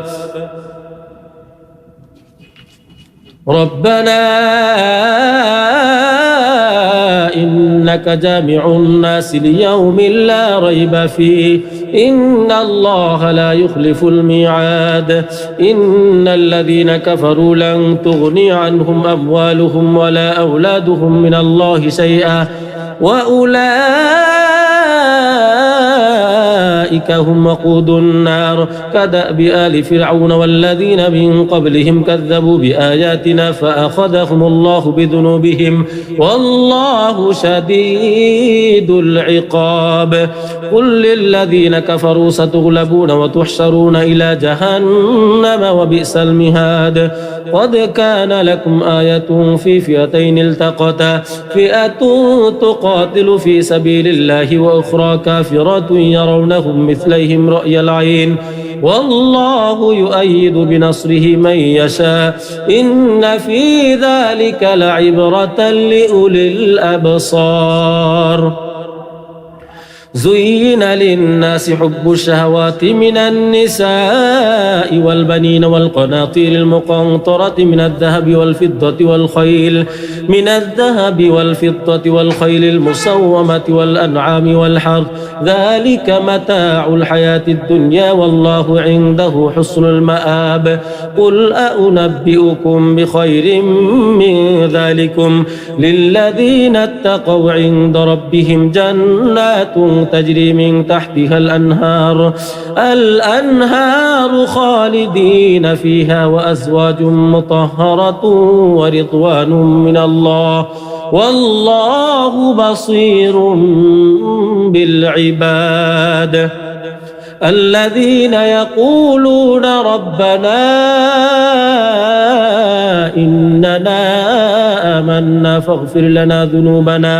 فاغفر لنا ذنوبنا وقنا عذاب النار الصابرين والصادقين والقانتين والمنفقين والمستغفرين بالأسحار شهد الله أنه لا إله إلا هو والملائكة وأولو العلم قائما بالقسط لا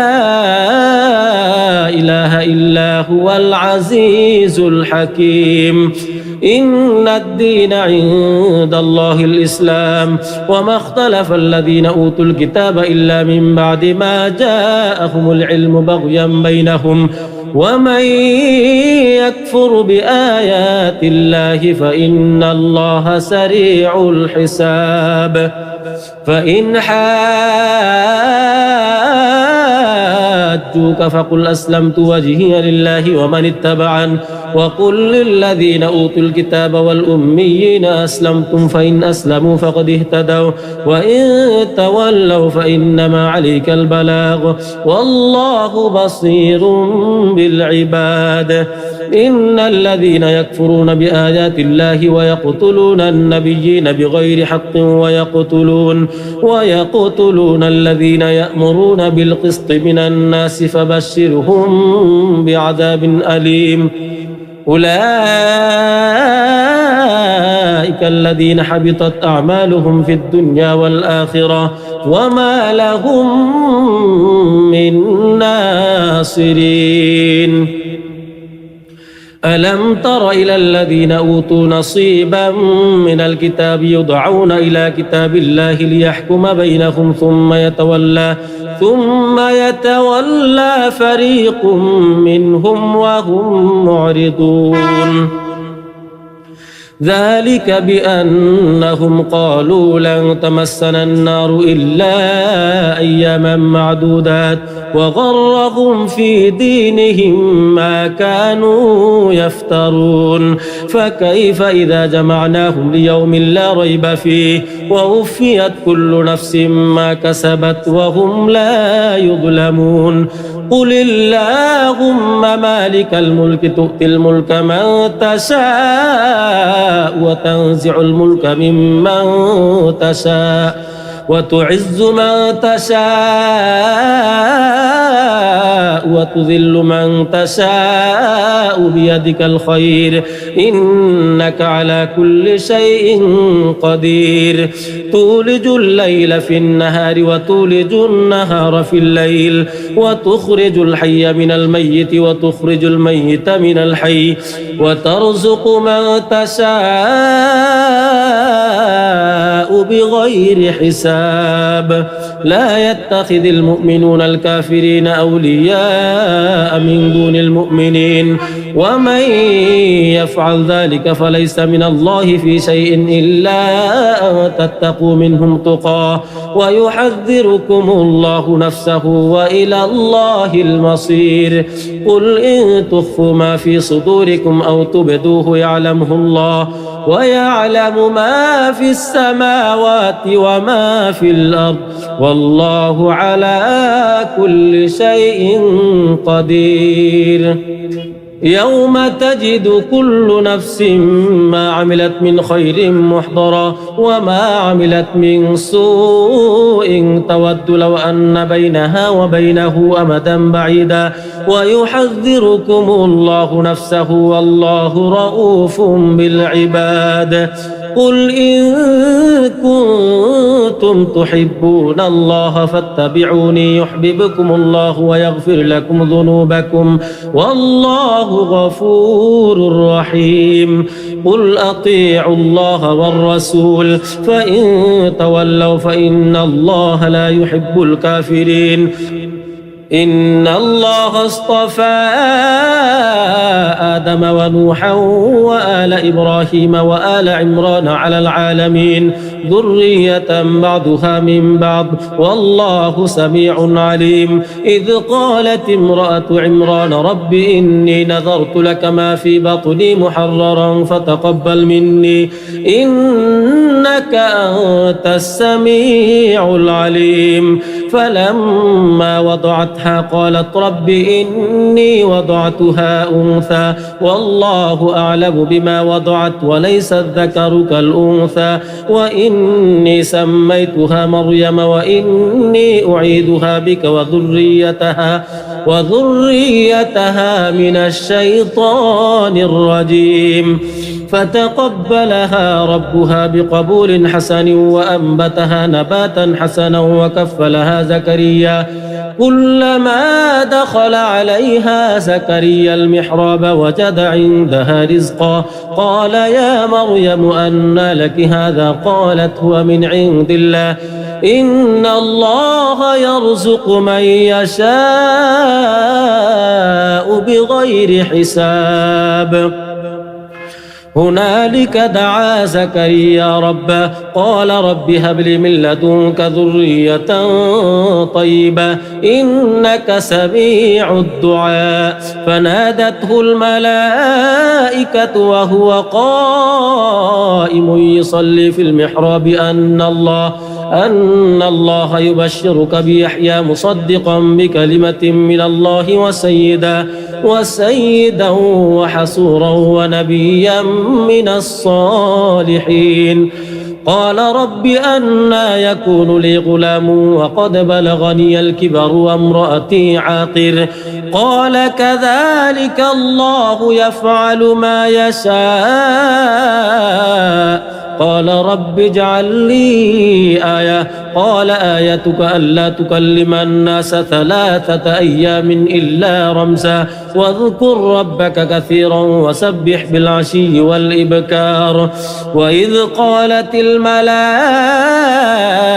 يا مريم إن الله اصطفاك وطهرك واصطفاك على نساء العالمين يا مريم اقنتي لربك واسجدي واركعي مع الراكعين. ذلك من أنباء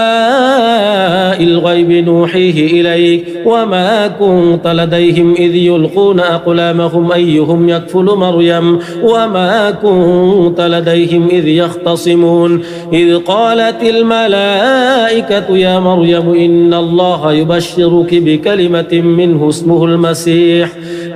اسمه المسيح عيسى بن مريم وجيها في الدنيا والآخرة ومن المقربين ويكلم الناس في المهد وكهلا ومن الصالحين. قالت رب أنى يكون لي ولد ولم يمسسني بشر قال كذلك الله يخلق ما يشاء إذا قضى أمرا فإنما يقول له كن فيكون. ويعلمه الكتاب والحكمة والتوراة والإنجيل ورسولا إلى بني إسرائيل أني قد جئتكم بآية من ربكم أني أخلق لكم من الطين كهيئة الطير فأنفخ فيه فيكون طيرا بإذن الله وأبرئ الأكمه والأبرص وأحيي الموتى بإذن الله وأنبئكم بما تأكلون وما تدخرون في بيوتكم إن في ذلك لآية لكم إن كنتم مؤمنين. ومصدقا لما بين يدي من التوراة ولأحل لكم بعض الذي حرم عليكم وجئتكم بآية من ربكم فاتقوا الله وأطيعون إن الله ربي وربكم فاعبدوه هذا صراط مستقيم. فلما أحس عيسى منهم الكفر قال من أنصاري إلى الله قال الحواريون نحن أنصار الله آمنا بالله واشهد بأننا مسلمون ربنا آمنا بما أنزلت واتبعنا الرسول فاكتبنا مع الشاهدين ومكروا ومكر الله والله خير الماكرين إذ قال الله يا عيسى إني متوفيك ورافعك إلي ومطهرك من الذين كفروا وجاعل الذين اتبعوك فوق الذين كفروا إلى يوم القيامة ثم إلي مرجعكم فأحكم بينكم فيما كنتم فيه تختلفون فأما الذين كفروا فأعذبهم عذابا شديدا في الدنيا والآخرة وما لهم من ناصرين وأما الذين آمنوا وعملوا الصالحات فيوفيهم أجورهم والله لا يحب الظالمين ذلك نتلوه عليك من الآيات والذكر الحكيم إن مثل عيسى عند الله كمثل آدم خلقه من تراب ثم قال له كن فيكون الحق من ربك فلا تكن من الممترين فمن حاجك فيه من بعد ما جاءك من العلم فقل تعالوا ندعو أبناءنا وأبناءكم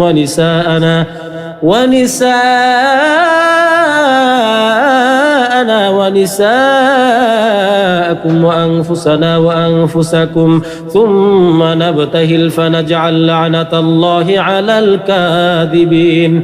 إن هذا لهو القصص الحق وما من إله إلا الله وإن الله لهو العزيز الحكيم فإن تولوا فإن الله عليم بالمفسدين قل يا أهل الكتاب تعالوا إلى كلمة سواء بيننا وبينكم ألا نعبد إلا الله ولا نشرك به شيئا ولا يتخذ بعضنا بعضا أربابا من دون الله فإن تولوا فقولوا اشهدوا بأننا مسلمون يا أهل الكتاب لم تحاجون في إبراهيم وما أنزلت التوراة والإنجيل إلا من بعده أفلا تعقلون ها أنتم هؤلاء حاججتم فيما لكم به علم فلم تحاجون فيما ليس لكم به علم والله يعلم وأنتم لا تعلمون ما كان إبراهيم يهوديا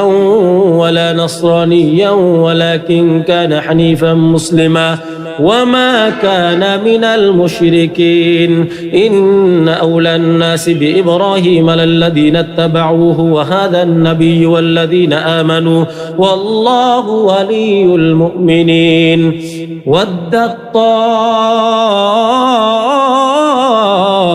من أهل الكتاب لو يضلونكم وما يضلون إلا أنفسهم وما يشعرون يا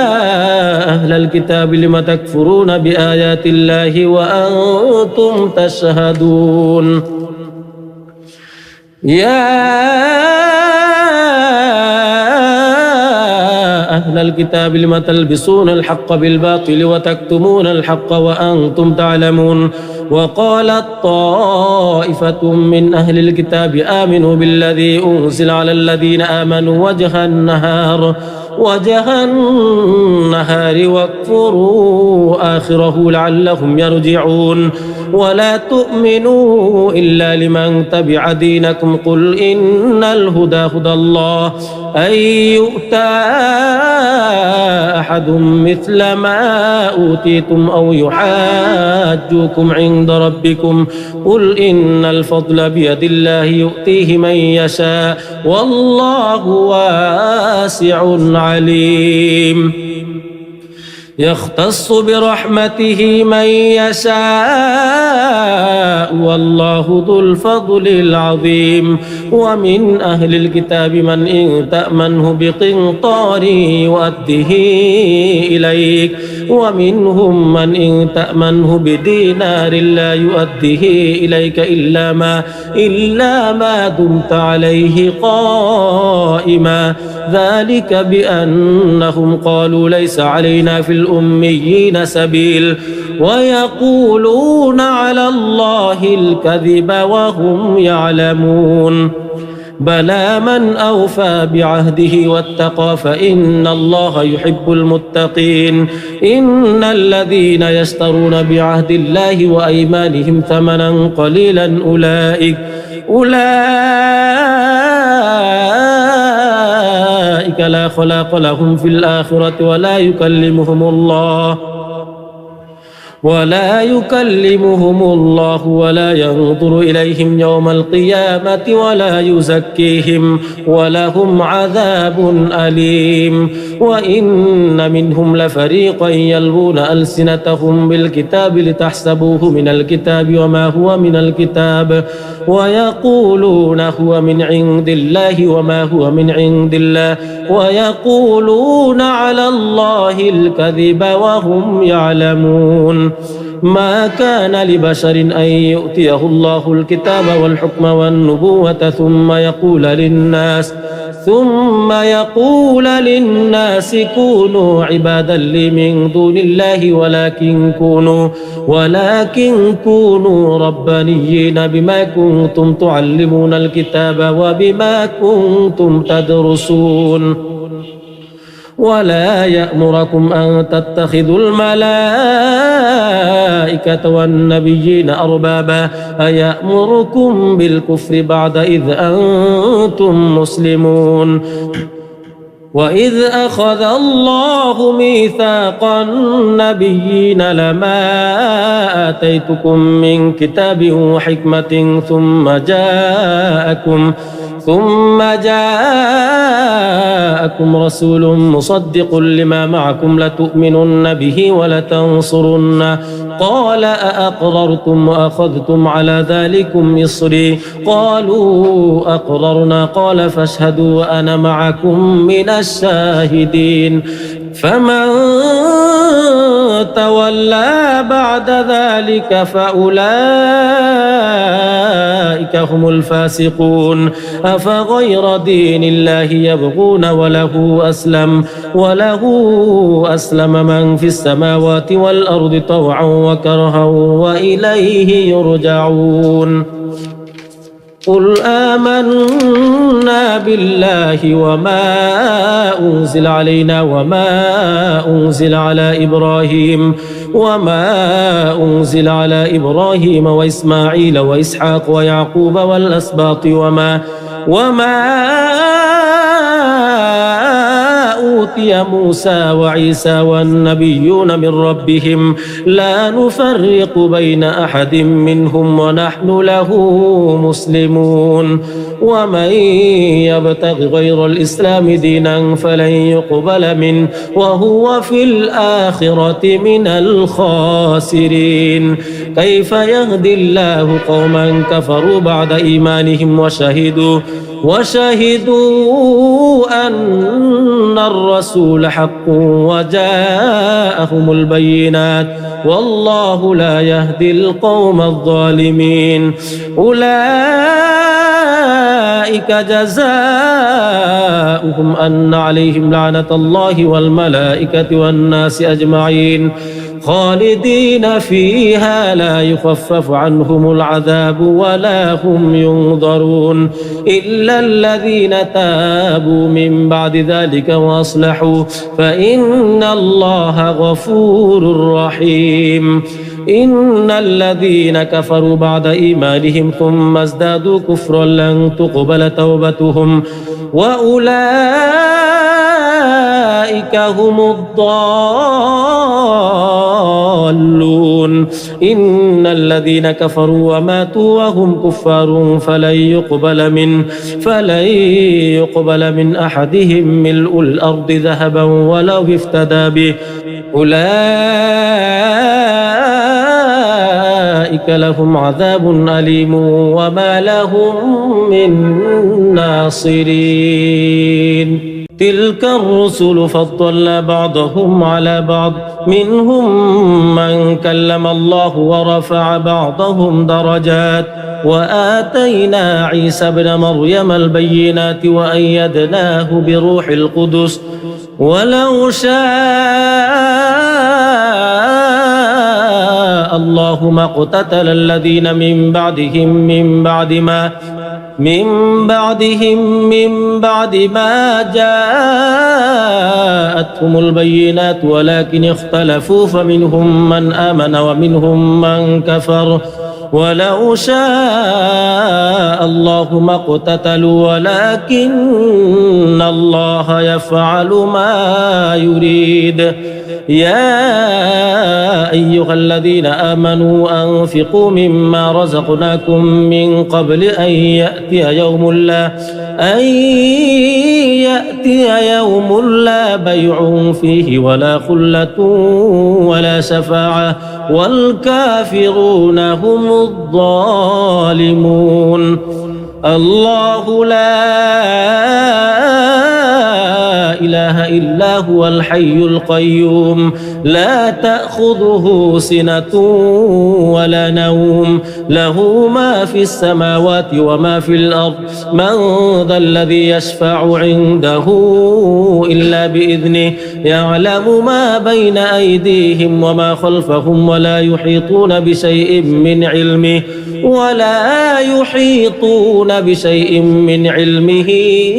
إلا بما شاء وسع كرسيه السماوات والأرض ولا يؤوده حفظهما وهو العلي العظيم. لا إكراه في الدين قد تبين الرشد من الغي فمن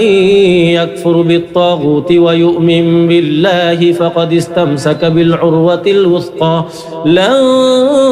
انفصام لها والله سميع عليم. الله ولي الذين آمنوا يخرجهم من الظلمات إلى النور والذين كفروا أولياؤهم الطاغوت يخرجونهم من النور إلى الظلمات أولئك أصحاب النار هم فيها خالدون. ألم تر إلى الذي حاج إبراهيم في ربه أن آتاه الله الملك إذ قال إبراهيم ربي الذي يحيي ويميت قال أنا أحيي وأميت قال إبراهيم فإن الله يأتي بالشمس من المشرق فأت بها من المغرب فبهت الذي كفر والله لا يهدي القوم الظالمين. أو كالذي مر على قرية وهي خاوية على عروشها قال أنى يحيي هذه الله بعد موتها فأماته الله 100 عام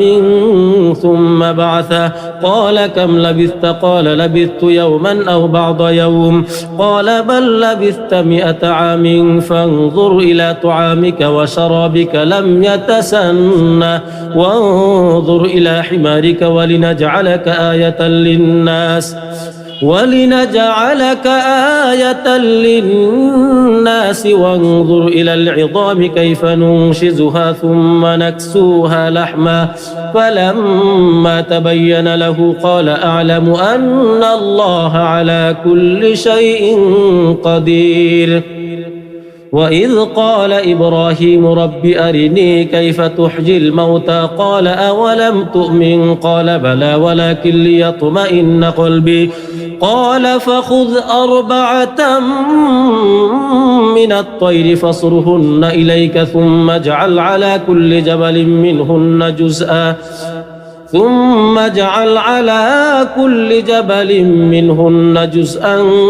ثم ادعهن يأتينك سعيا واعلم أن الله عزيز حكيم مثل الذين ينفقون أموالهم في سبيل الله كمثل حبة أنبتت 7 سنابل في كل سنبلة 100 حبة والله يضاعف لمن يشاء والله واسع عليم الذين ينفقون أموالهم في سبيل الله ثم لا يتبعون ما أنفقوا منا ولا أذى لهم أجرهم عند ربهم ولا خوف عليهم ولا هم يحزنون قول معروف ومغفرة خير من صدقة يتبعها أذى والله غني حليم يا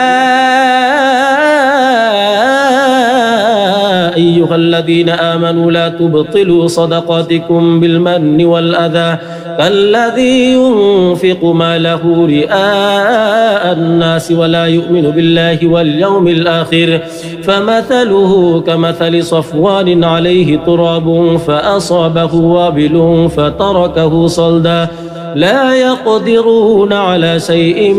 مما كسبوا والله لا يهدي القوم الكافرين ومثل الذين ينفقون أموالهم ابتغاء مرضات الله وتثبيتا من أنفسهم كمثل جنة بربوة أصابها وابل فآتت أكلها ضعفين فإن لم يصبها وابل فطل والله بما تعملون بصير أيود أحدكم أن تكون له جنة من نخيل وأعناب تجري من تحتها الأنهار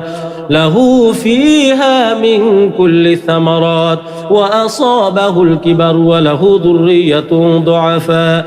فأصابها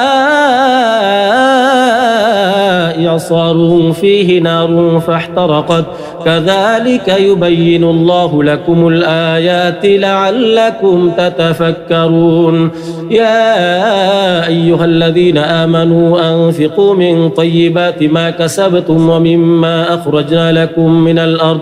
ولا تيمموا الخبيث منه تنفقون ولستم بآخذيه إلا أن تغمضوا فيه واعلموا أن الله غني حميد الشيطان يعدكم الفقر ويأمركم بالفحشاء والله يعدكم مغفرة منه وفضلا والله واسع عليم يؤتي الحكمة من يشاء ومن يؤت الحكمة فقد أوتي خيرا كثيرا وما يذكر إلا أولو الألباب وما أنفقتم من نفقة أو نذرتم من نذر فإن الله يعلم وما للظالمين من أنصار إن تبدوا الصدقات فنعما هي وإن تخفوها وتؤتوها الفقراء فهو خير لكم ويكفر عنكم من سيئاتكم والله بما تعملون خبير ليس عليك هداهم ولكن الله يهدي من يشاء وما تنفقوا من خير فلأنفسكم وما تنفقون إلا ابتغاء وجه الله وما تنفقوا من خير يوفى إليكم وأنتم لا تظلمون للفقراء الذين أحصروا في سبيل الله لا يستطيعون ضربا في الأرض يحسبهم الجاهل أغنياء من التعفف تعرفهم بسيماهم لا يسألون الناس إلحافا وما تنفقوا من خير فإن الله به عليم الذين ينفقون أموالهم بالليل والنهار سرا وعلانية فلهم أجرهم عند ربهم ولا خوف عليهم ولا هم يحزنون الذين يأكلون الربا لا يقومون إلا كما يقوم الذي يتخبطه الشيطان من المس ذلك بأنهم قالوا إنما البيع مثل الربا وأحل الله البيع وحرم الربا فمن جاءه موعظة من ربه فانتهى فله ما سلف وأمره إلى الله ومن عاد فأولئك أصحاب النار هم فيها خالدون يمحق الله الربا ويربي الصدقات والله لا يحب كل كفار أثيم إن الذين آمنوا وعملوا الصالحات وأقاموا الصلاة وآتوا الزكاة لهم أجرهم عند ربهم ولا خوف عليهم ولا هم يحزنون يا أيها الذين آمنوا اتقوا الله وذروا ما بقي من الربا إن كنتم مؤمنين فإن لم تفعلوا فأذنوا بحرب من الله ورسوله وإن تبتم فلكم رؤوس أموالكم لا تظلمون ولا تظلمون وإن كان ذو عسرة فنظرة إلى ميسرة وأن تصدقوا خير لكم إن كنتم تعلمون واتقوا يوما ترجعون فيه إلى الله ثم توفى كل نفس ما كسبت وهم لا يظلمون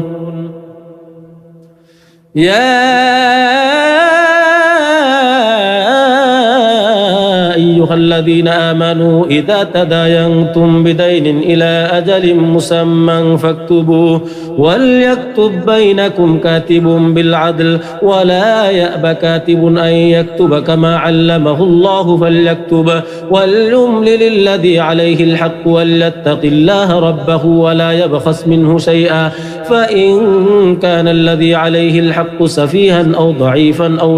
أو لا يستطيع أن يمله فليملل وليه بالعدل واستشهدوا شهيدين من رجالكم فإن لم يكونا رجلين فرجل وامرأتان ممن ترضون من الشهداء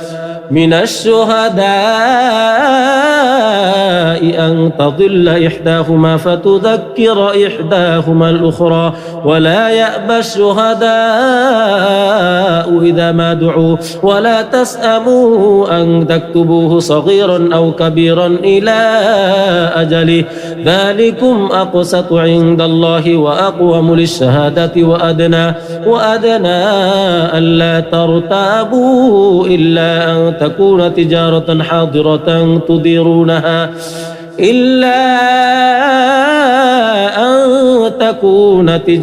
حاضرة تديرونها بينكم فليس عليكم جناح ألا تكتبوها وأشهدوا إذا تبايعتم ولا يضار ضار كاتب ولا شهيد وإن تفعلوا فإنه فسوق بكم واتقوا الله ويعلمكم الله والله بكل شيء عليم. وإن كنتم على سفر ولم تجدوا كاتبا فرهان مقبوضة فإن أمن بعضكم بعضا فليؤدي الذي اؤتمن أمانته وليتق الله ربه ولا تكتموا الشهادة ومن يكتمها فإنه آثم قلبه والله بما تعملون عليم. لله ما في السماوات وما في الأرض وإن تبدوا ما في أنفسكم أو تخفوه يحاسبكم به الله فيغفر لمن يشاء ويعذب من يشاء والله على كل شيء قدير. آمن الرسول بما أنزل إليه من ربه والمؤمنون كل آمن بالله وملائكته وكتبه ورسله لا نفرق بين أحد من رسله وقالوا سمعنا وأطعنا غفرانك ربنا وإليك المصير. لا يكلف الله نفسا إلا وسعها لها ما كسبت وعليها ما اكتسبت ربنا لا تؤاخذنا إن نسينا أو أخطأنا ربنا ولا تحمل علينا إصرا كما حملته على الذين من قبلنا ربنا ولا تحملنا ما لا طاقة لنا به واعف عنا واغفر لنا وارحمنا أنت مولانا فانصرنا على القوم الكافرين. بسم الله الرحمن الرحيم. ألف لام ميم. الله لا إله إلا هو الحي القيوم نزل عليك الكتاب بالحق مصدقا لما بين يديه وأنزل التوراة والإنجيل من قبل هدى للناس وأنزل الفرقان إن الذين كفروا بآيات الله لهم عذاب شديد والله عزيز ذو انتقام. إن الله لا يخفى عليه شيء في الأرض ولا في السماء هو الذي يصوركم في الأرحام كيف يشاء لا إله إلا هو العزيز الحكيم. هو الذي أنزل عليك الكتاب منه آيات محكمات هن أم الكتاب وأخر متشابهات فأما الذين في قلوبهم زيغ فيتبعون ما تشابه منه ابتغاء الفتنة وابتغاء تأويله وما يعلم تأويله إلا الله والراسخون في العلم يقولون آمنا به كل من عند ربنا وما يذكر إلا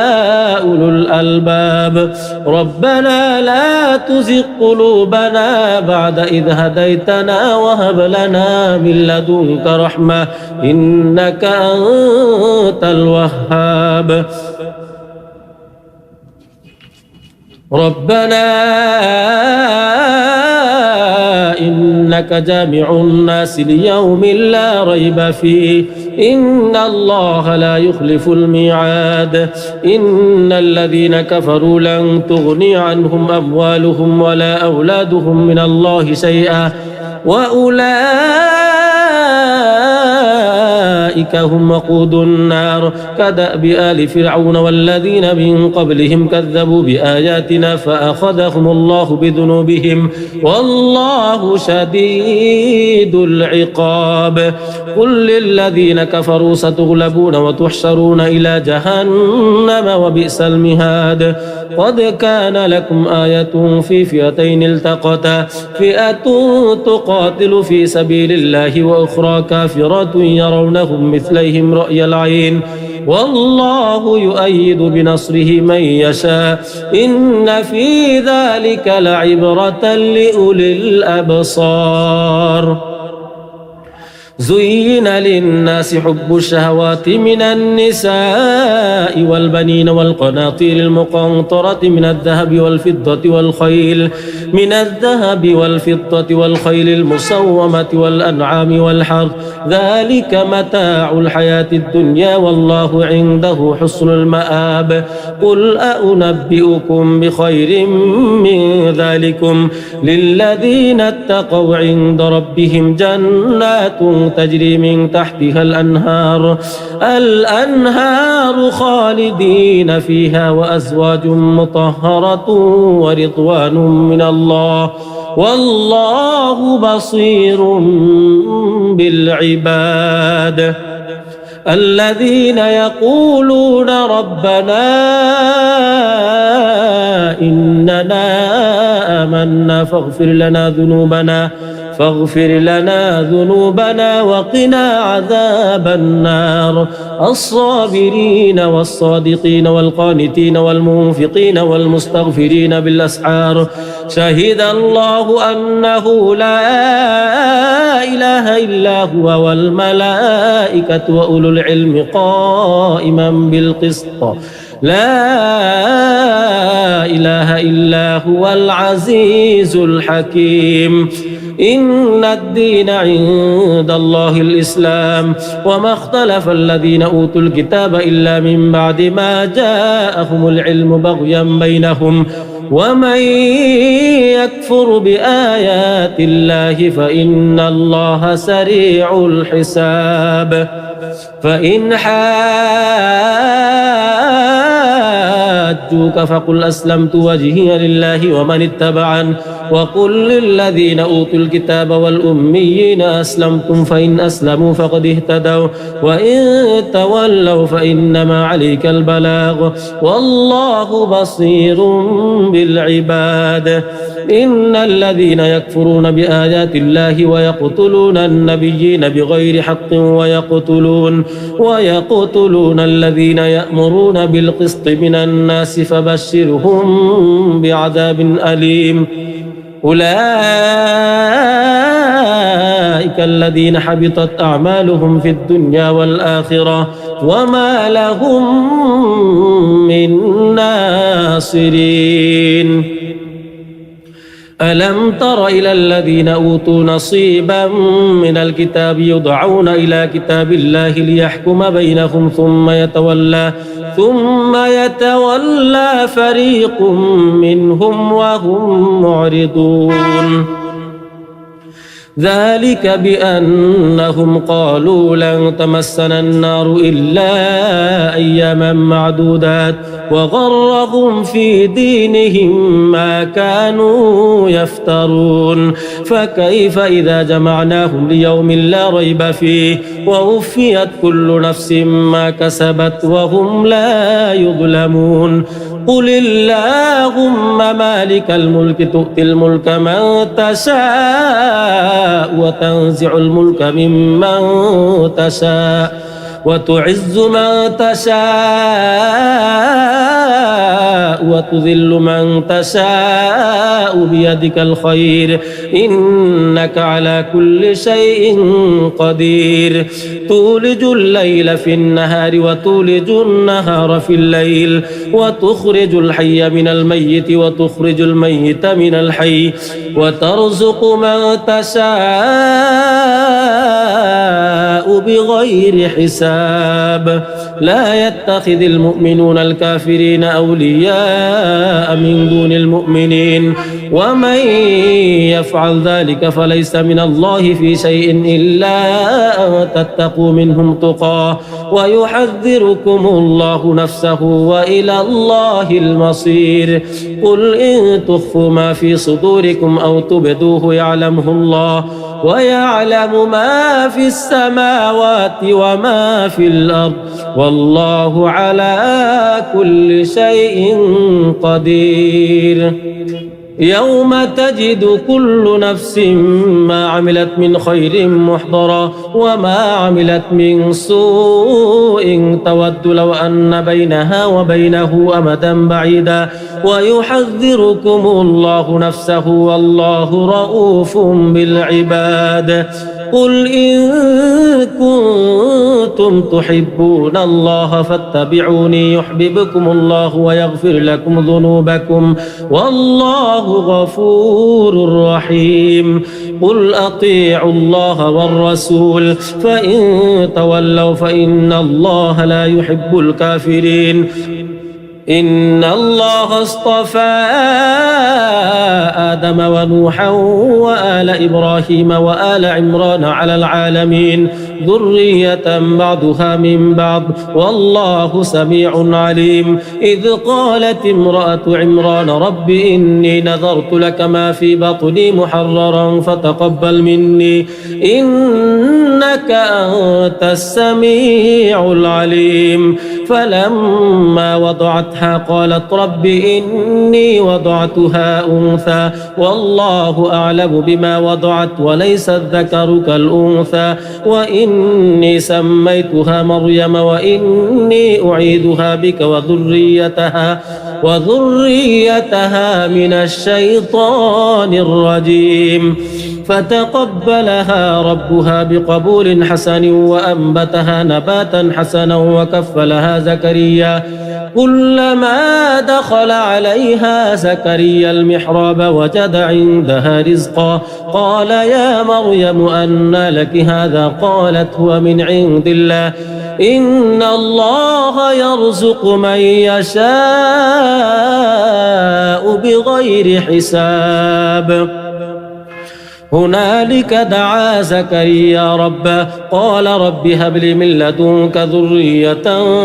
طيبة إنك سميع الدعاء فنادته الملائكة وهو قائم يصلي في المحراب أن الله يبشرك بيحيى مصدقا بكلمة من الله وسيدا وحصورا ونبيا من الصالحين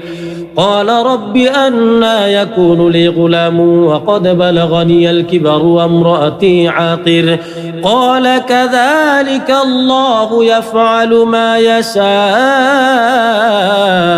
قال رب اجعل لي آية قال آيتك ألا تكلم الناس 3 أيام إلا رمزا واذكر ربك كثيرا وسبح بالعشي والإبكار وإذ قالت الملائكة يا مريم إن الله اصطفاك وطهرك واصطفاك على نساء العالمين يا مريم اقنتي لربك واسجدي واركعي مع الراكعين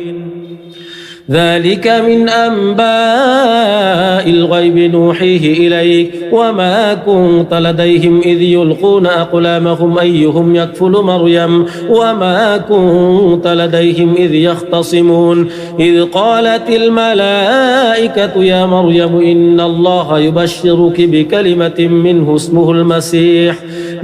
اسمه المسيح عيسى بن مريم وجيها في الدنيا والآخرة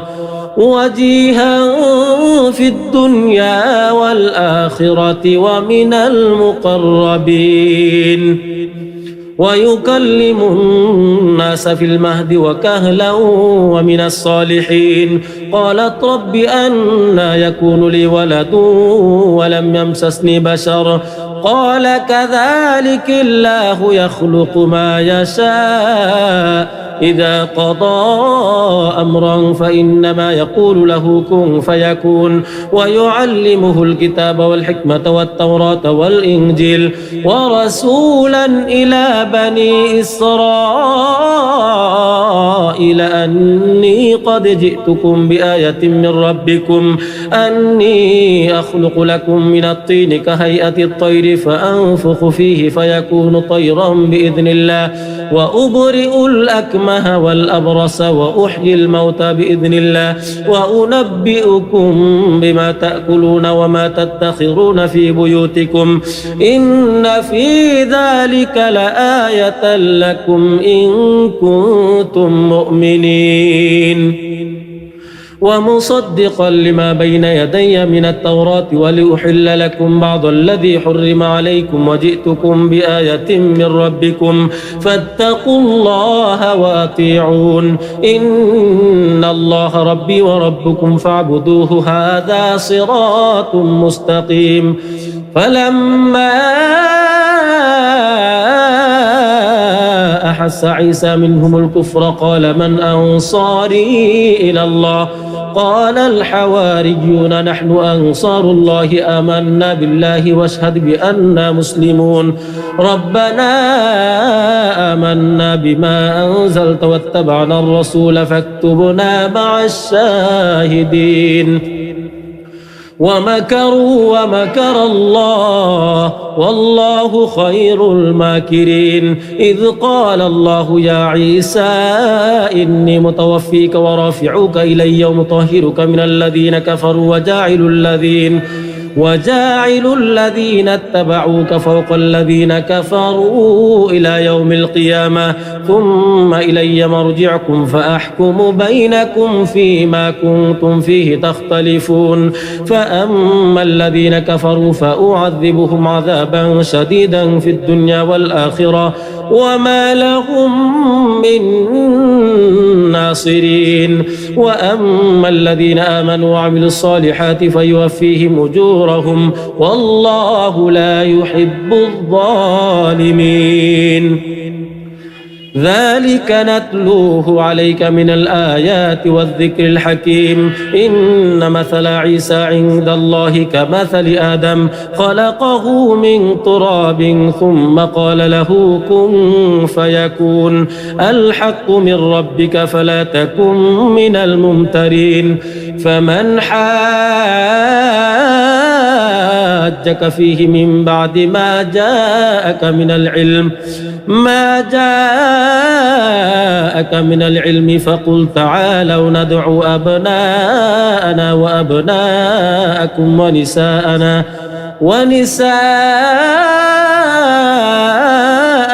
ونساءكم وأنفسنا وأنفسكم ثم نبتهل فنجعل لعنة الله على الكاذبين إن هذا لهو القصص الحق وما من إله إلا الله وإن الله لهو العزيز الحكيم فإن تولوا فإن الله عليم بالمفسدين قل يا أهل الكتاب تعالوا إلى كلمة سواء بيننا وبينكم ألا نعبد إلا الله ولا نشرك به شيئا ولا يتخذ بعضنا بعضا أربابا من دون الله فإن تولوا فقولوا اشهدوا بأننا مسلمون يا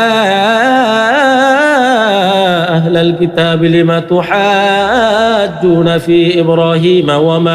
وما أنزلت التوراة والإنجيل إلا من بعده أفلا تعقلون ها أنتم هؤلاء حاججتم فيما لكم به علم فلم تحاجون فيما ليس لكم به علم والله يعلم وأنتم لا تعلمون ما كان إبراهيم يهوديا ولا نصرانيا ولكن كان حنيفا مسلما وما كان من المشركين إن أولى الناس بإبراهيم للذين اتبعوه وهذا النبي والذين آمنوا والله ولي المؤمنين ودت طائفة طائفة من أهل الكتاب لو يضلونكم وما يضلون إلا أنفسهم وما يشعرون يا أهل الكتاب لم تكفرون بآيات الله وأنتم تشهدون يا أهل الكتاب لم تلبسون الحق بالباطل وتكتمون الحق وأنتم تعلمون وقالت طائفة من أهل الكتاب آمنوا بالذي أنزل على الذين آمنوا وجه النهار واكفروا آخره لعلهم يرجعون ولا تؤمنوا إلا لمن تبع دينكم قل إن الهدى هدى الله أن يؤتى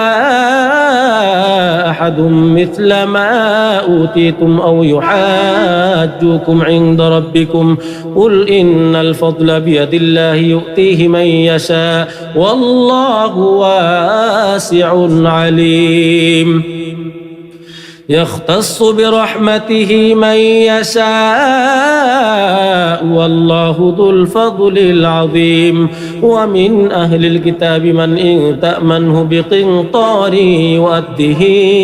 إليك ومنهم من إن تأمنه بدينار لا يؤده إليك إلا ما دمت عليه قائما ذلك بأنهم قالوا ليس علينا في الأميين سبيل ويقولون على الله الكذب وهم يعلمون بلى من أوفى بعهده واتقى فإن الله يحب المتقين إن الذين يشترون بعهد الله وأيمانهم ثمنا قليلا أولئك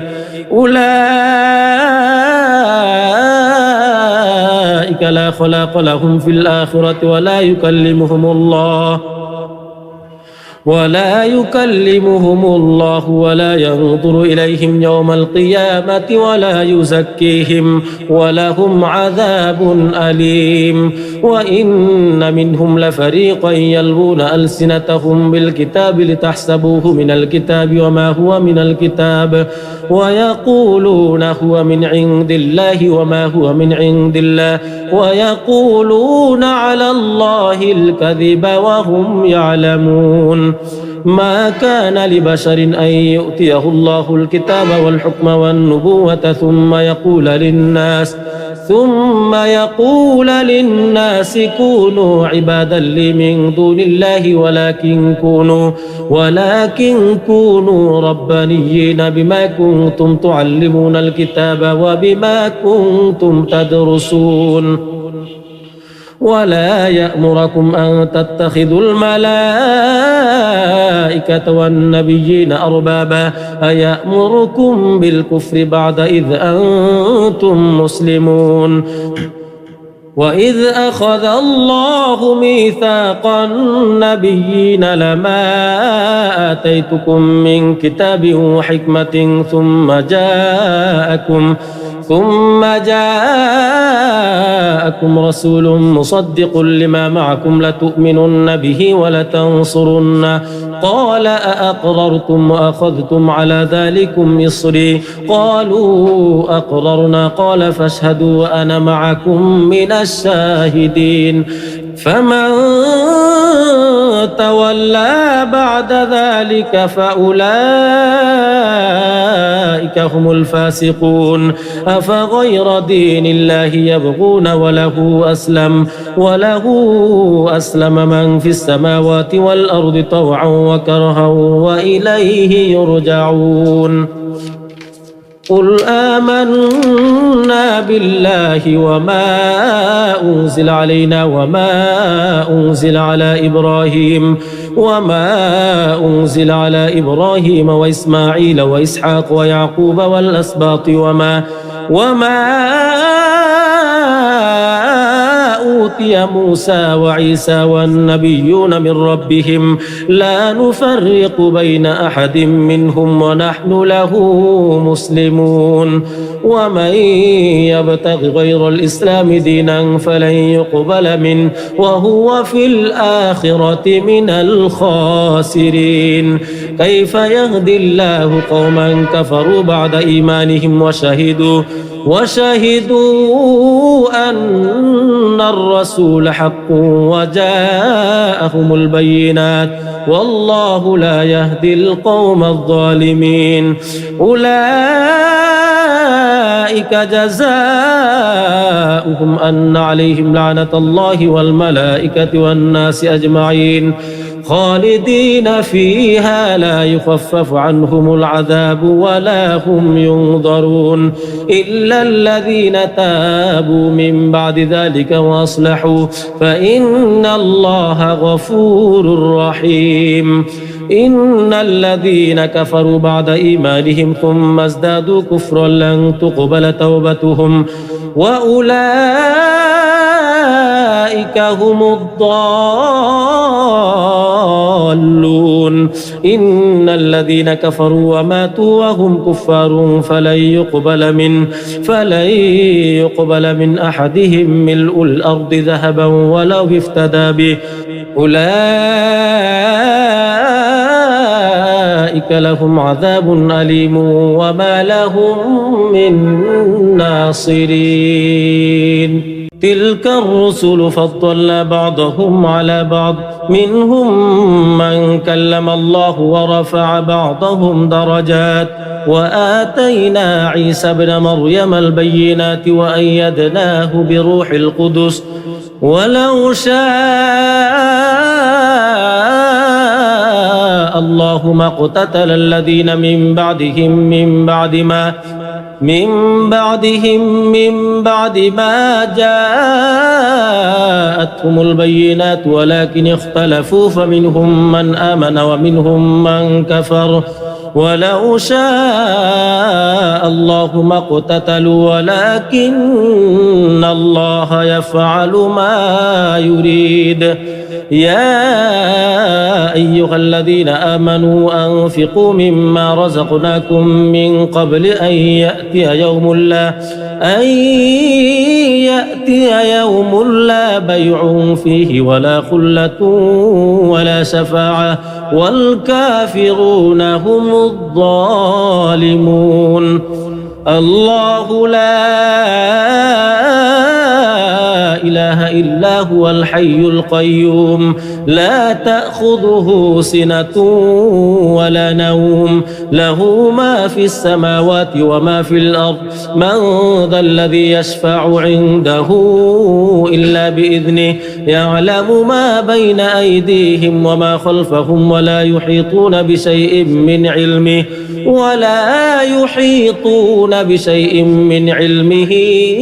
إلا بما شاء وسع كرسيه السماوات والأرض ولا يؤوده حفظهما وهو العلي العظيم لا إكراه في الدين قد تبين الرشد من الغي فمن يكفر بالطاغوت ويؤمن بالله فقد استمسك بالعروة الوثقى لا انفصام لها والله سميع عليم الله ولي الذين آمنوا يخرجهم من الظلمات إلى النور والذين كفروا أولياؤهم الطاغوت يخرجونهم من النور إلى الظلمات أولئك أصحاب النار هم فيها خالدون ألم تر إلى الذي حاج إبراهيم في ربه أن آتاه الله الملك إذ قال إبراهيم ربي الذي يحيي ويميت قال أنا أحيي وأميت قال إبراهيم فإن الله يأتي بالشمس من المشرق فأت بها من المغرب فبهت الذي كفر والله لا يهدي القوم الظالمين أو كالذي مر على قرية وهي خاوية على عروشها قال أنى يحيي هذه الله بعد موتها فأماته الله 100 عام ثم بعثه قال كم لبثت قال لبثت يوما أو بعض يوم قال بل لبثت 100 عام فانظر إلى طعامك وشرابك لم يتسنه وانظر إلى حمارك ولنجعلك آية للناس وانظر إلى العظام كيف ننشزها ثم نكسوها لحما فلما تبين له قال أعلم أن الله على كل شيء قدير وإذ قال إبراهيم رب أرني كيف تحيي الموتى قال أولم تؤمن قال بلى ولكن ليطمئن قلبي قال فخذ 4 من الطير فاصرهن إليك ثم اجعل على كل جبل منهن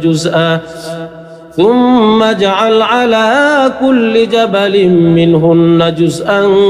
ثم ادعهن يأتينك سعيا واعلم أن الله عزيز حكيم مثل الذين ينفقون أموالهم في سبيل الله كمثل حبة أنبتت 7 سنابل في كل سنبلة 100 حبة والله يضاعف لمن يشاء والله واسع عليم الذين ينفقون أموالهم في سبيل الله ثم لا يتبعون ما أنفقوا منا ولا أذى لهم أجرهم عند ربهم ولا خوف عليهم ولا هم يحزنون قول معروف ومغفرة خير من صدقة يتبعها أذى والله غني حليم يا أيها الذين آمنوا لا تبطلوا صدقاتكم بالمن والأذى كالذي ينفق ماله رئاء الناس ولا يؤمن بالله واليوم الآخر فمثله كمثل صفوان عليه تراب فأصابه وابل فتركه صلدا لا يقدرون على شيء مما كسبوا والله لا يهدي القوم الكافرين ومثل الذين ينفقون أموالهم ابتغاء مرضات الله وتثبيتا من أنفسهم كمثل جنة بربوة أصابها وابل فآتت أكلها ضعفين فإن لم يصبها وابل فطل والله بما تعملون بصير أيود أحدكم أن تكون له جنة من نخيل وأعناب تجري من تحتها الأنهار له فيها من كل الثمرات وأصابه الكبر وله ذرية ضعفاء فأصابها إعصار فيه نار فاحترقت كذلك يبين الله لكم الآيات لعلكم تتفكرون يا أيها الذين آمنوا أنفقوا من طيبات ما كسبتم ومما أخرجنا لكم من الأرض ولا تيمموا الخبيث منه تنفقون ولستم بآخذيه إلا أن تغمضوا فيه واعلموا أن الله غني حميد الشيطان يعدكم الفقر ويأمركم بالفحشاء والله يعدكم مغفرة منه وفضلا والله واسع عليم يؤتي الحكمة من يشاء ومن يؤت الحكمة فقد أوتي خيرا كثيرا وما يذكر إلا أولو الألباب وما أنفقتم من نفقة أو نذرتم من نذر فإن الله يعلمه وما للظالمين من أنصار إن تبدوا الصدقات فنعما هي وإن تخفوها وتؤتوها الفقراء فهو خير لكم ويكفر عنكم من سيئاتكم والله بما تعملون خبير ليس عليك هداهم ولكن الله يهدي من يشاء وما تنفقوا من خير فلأنفسكم وما تنفقون إلا ابتغاء وجه الله وما تنفقوا من خير يوفى إليكم وأنتم لا تظلمون للفقراء الذين أحصروا في سبيل الله لا يستطيعون ضربا في الأرض يحسبهم الجاهل أغنياء من التعفف تعرفهم بسيماهم لا يسألون الناس إلحافا وما تنفقوا من خير فإن الله به عليم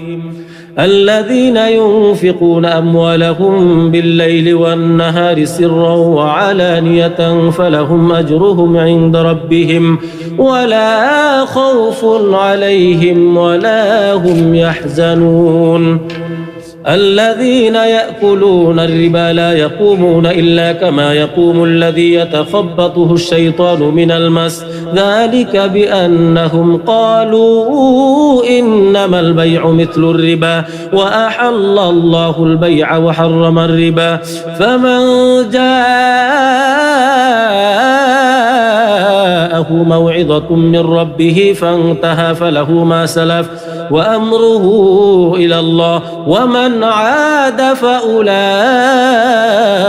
أصحاب النار هم فيها خالدون يمحق الله الربا ويربي الصدقات والله لا يحب كل كفار أثيم إن الذين آمنوا وعملوا الصالحات وأقاموا الصلاة وآتوا الزكاة لهم أجرهم عند ربهم ولا خوف عليهم ولا هم يحزنون يا أيها الذين آمنوا اتقوا الله وذروا ما بقي من الربا إن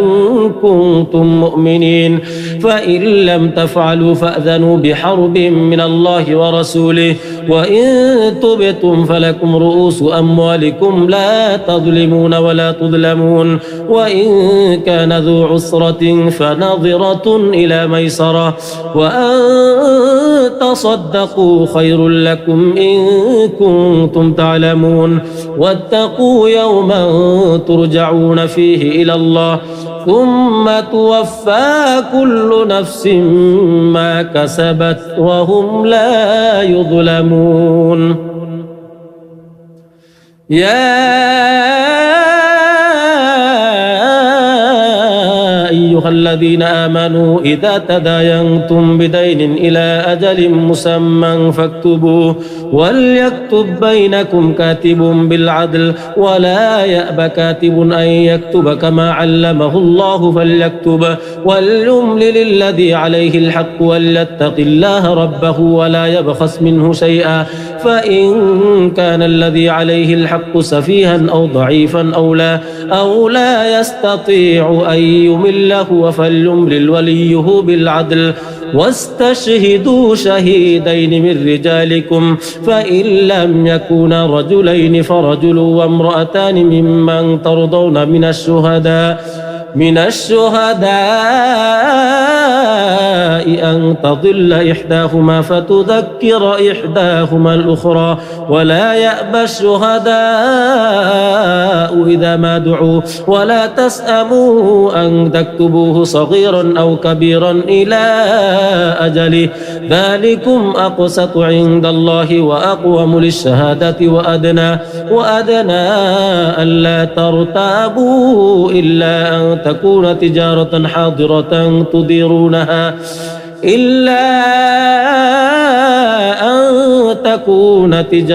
حاضرة تديرونها بينكم فليس عليكم جناح ألا تكتبوها وأشهدوا إذا تبايعتم ولا يضار كاتب ولا شهيد وإن تفعلوا فإنه فسوق بكم واتقوا الله ويعلمكم الله والله بكل شيء عليم. وإن كنتم على سفر ولم تجدوا كاتبا فرهان مقبوضة فإن أمن بعضكم بعضا فليؤدي الذي اؤتمن أمانته وليتق الله ربه ولا تكتموا الشهادة ومن يكتمها فإنه آثم قلبه والله بما تعملون عليم. لله ما في السماوات وما في الأرض وإن تبدوا ما في أنفسكم أو تخفوه يحاسبكم به الله فيغفر لمن يشاء ويعذب من يشاء والله على كل شيء قدير. آمن الرسول بما أنزل إليه من ربه والمؤمنون كل آمن بالله وملائكته وكتبه ورسله لا نفرق بين أحد من رسله وقالوا سمعنا وأطعنا غفرانك ربنا وإليك المصير. لا يكلف الله نفسا إلا وسعها لها ما كسبت وعليها ما اكتسبت ربنا لا تؤاخذنا إن نسينا أو أخطأنا ربنا ولا تحمل علينا إصرا كما حملته على الذين من قبلنا ربنا ولا تحملنا ما لا طاقة لنا به واعف عنا واغفر لنا وارحمنا أنت مولانا فانصرنا على القوم الكافرين. بسم الله الرحمن الرحيم. ألف لام ميم. الله لا إله إلا هو الحي القيوم نزل عليك الكتاب بالحق مصدقا لما بين يديه وأنزل التوراة والإنجيل من قبل هدى للناس وأنزل الفرقان إن الذين كفروا بآيات الله لهم عذاب شديد والله عزيز ذو انتقام. إن الله لا يخفى عليه شيء في الأرض ولا في السماء هو الذي يصوركم في الأرحام كيف يشاء لا إله إلا هو العزيز الحكيم. هو الذي أنزل عليك الكتاب منه آيات محكمات هن أم الكتاب وأخر متشابهات فأما الذين في قلوبهم زيغ فيتبعون ما تشابه منه ابتغاء الفتنة وابتغاء تأويله وما يعلم تأويله إلا الله والراسخون في العلم يقولون آمنا به كل من عند ربنا وما يذكر إلا أولو الألباب. ربنا لا تزغ قلوبنا بعد إذ هديتنا وهب لنا من لدنك رحمة إنك أنت الوهاب. ربنا إنك جامع الناس ليوم لا ريب فيه إن الله لا يخلف الميعاد إن الذين كفروا لن تغني عنهم أموالهم ولا أولادهم من الله شيئا وأولئك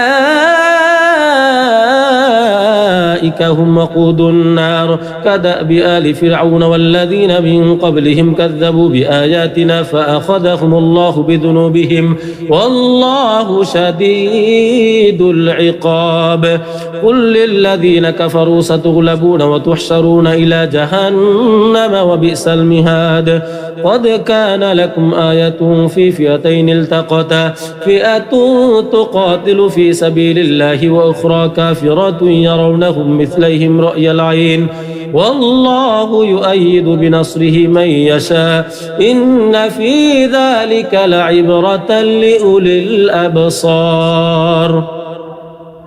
زين للناس حب الشهوات من النساء والبنين والقناطير المقنطرة من الذهب والفضة المسومة والأنعام والحرث ذلك متاع الحياة الدنيا والله عنده حسن المآب قل أنبئكم بخير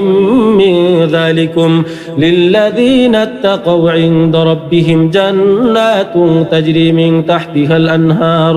الأنهار خالدين فيها وأزواج مطهرة ورضوان من الله والله بصير بالعباد الذين يقولون ربنا إننا آمنا فاغفر لنا ذنوبنا وقنا عذاب النار الصابرين والصادقين والقانتين والمنفقين والمستغفرين بالأسحار شهد الله أنه لا إله إلا هو والملائكة وأولو العلم قائما بالقسط لا إله إلا هو العزيز الحكيم إن الدين عند الله الإسلام وما اختلف الذين أوتوا الكتاب إلا من بعد ما جاءهم العلم بغيا بينهم ومن يكفر بآيات الله فإن الله سريع الحساب فإن حاجوك فقل أسلمت وجهي لله ومن اتبعن وقل للذين أوتوا الكتاب والأميين أسلمتم فإن أسلموا فقد اهتدوا وإن تولوا فإنما عليك البلاغ والله بصير بالعباد إن الذين يكفرون بآيات الله ويقتلون النبيين بغير حق ويقتلون الذين يأمرون بالقسط من الناس فبشرهم بعذاب أليم أولئك الذين حبطت أعمالهم في الدنيا والآخرة وما لهم من ناصرين ألم تر إلى الذين أوتوا نصيبا من الكتاب يدعون إلى كتاب الله ليحكم بينهم ثم يتولى فريق منهم وهم معرضون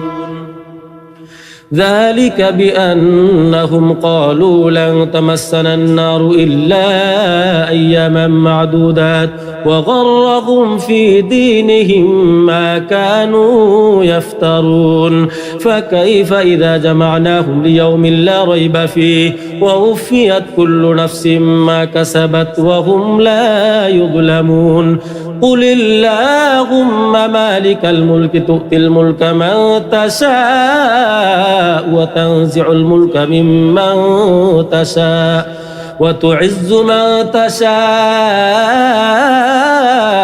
وتذل من تشاء بيدك الخير إنك على كل شيء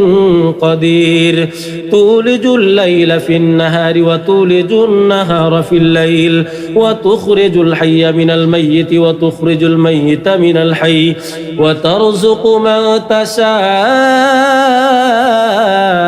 بغير حساب لا يتخذ المؤمنون الكافرين أولياء من دون المؤمنين ومن يفعل ذلك فليس من الله في شيء إلا أن تتقوا منهم تقاه ويحذركم الله نفسه وإلى الله المصير قل إن تخفوا ما في صدوركم أو تبدوه يعلمه الله ويعلم ما في السماوات وما في الأرض والله على كل شيء قدير يوم تجد كل نفس ما عملت من خير محضرا وما عملت من سوء تود لو أن بينها وبينه أمدا بعيدا ويحذركم الله نفسه والله رؤوف بالعباد قل إن كنتم تحبون الله فاتبعوني يحببكم الله ويغفر لكم ذنوبكم والله غفور رحيم قل أطيعوا الله والرسول فإن تولوا فإن الله لا يحب الكافرين إن الله اصطفى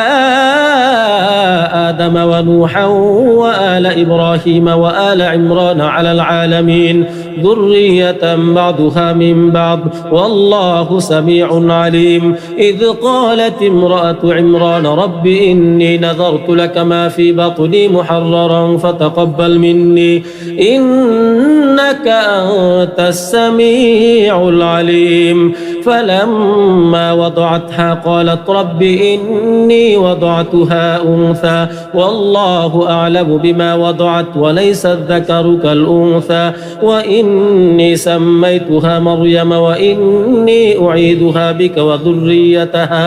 وذريتها من الشيطان الرجيم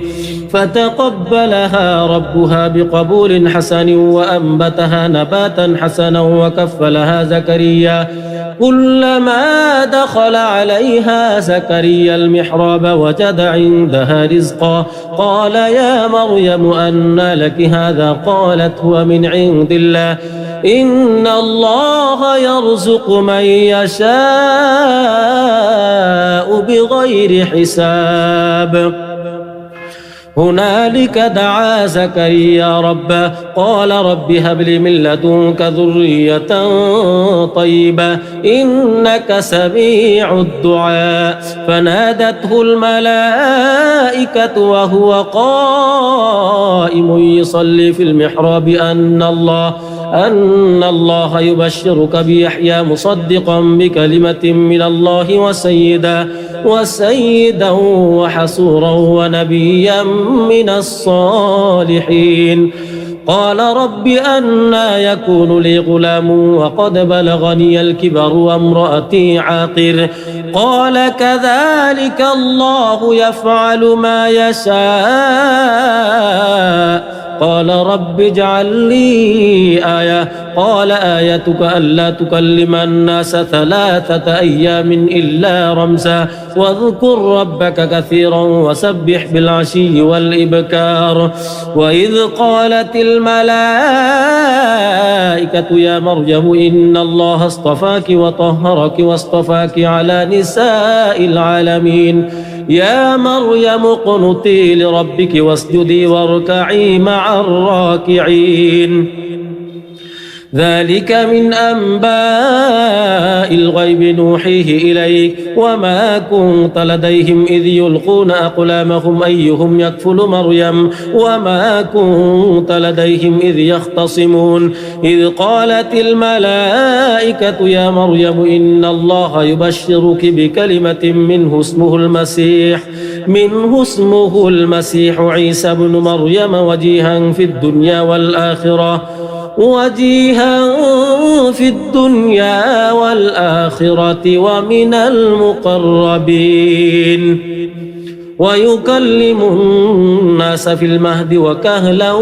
ومن الصالحين. قالت رب أنى يكون لي ولد ولم يمسسني بشر قال كذلك الله يخلق ما يشاء إذا قضى أمرا فإنما يقول له كن فيكون. ويعلمه الكتاب والحكمة والتوراة والإنجيل ورسولا إلى بني إسرائيل أني قد جئتكم بآية من ربكم أني أخلق لكم من الطين كهيئة الطير فأنفخ فيه فيكون طيرا بإذن الله وأبرئ الأكمه والأبرص وأحيي الموتى بإذن الله وأنبئكم بما تأكلون وما تدخرون في بيوتكم إن في ذلك لآية لكم إن كنتم مؤمنين ومصدقا لما بين يدي من التوراة ولأحل لكم بعض الذي حرم عليكم وجئتكم بآية من ربكم فاتقوا الله وأطيعون إن الله ربي وربكم فاعبدوه هذا صراط مستقيم. فلما أحس عيسى منهم الكفر قال من أنصاري إلى الله قال الحواريون نحن أنصار الله آمنا بالله واشهد بأننا مسلمون ربنا آمنا بما أنزلت واتبعنا الرسول فاكتبنا مع الشاهدين. ومكروا ومكر الله والله خير الماكرين. إذ قال الله يا عيسى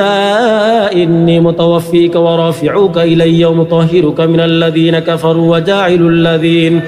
وجاعل الذين اتبعوك فوق الذين كفروا إلى يوم القيامة ثم إلي مرجعكم فأحكم بينكم فيما كنتم فيه تختلفون. فأما الذين كفروا فأعذبهم عذابا شديدا في الدنيا والآخرة وما لهم من ناصرين. وأما الذين آمنوا وعملوا الصالحات فيوفيهم أجورهم والله لا يحب الظالمين.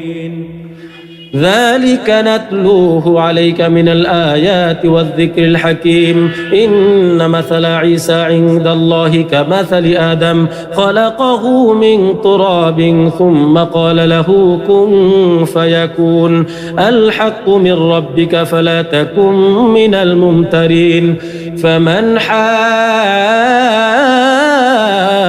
فيه من بعد ما جاءك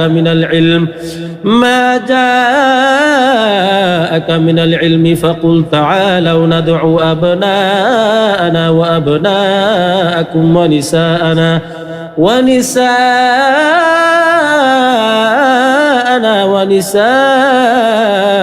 وأنفسنا وأنفسكم ثم نبتهل فنجعل لعنة الله على الكاذبين. إن هذا لهو القصص الحق وما من إله إلا الله وإن الله لهو العزيز الحكيم. فإن تولوا فإن الله عليم بالمفسدين. قل يا أهل الكتاب تعالوا إلى كلمة سواء بيننا وبينكم ألا نعبد إلا الله ولا نشرك به شيئا ولا يتخذ بعضنا بعضا أربابا من دون الله. فإن تولوا فقولوا اشهدوا بأننا مسلمون. يا أهل الكتاب لم تحاجون في إبراهيم وما أنزلت التوراة والإنجيل إلا من بعده أفلا تعقلون.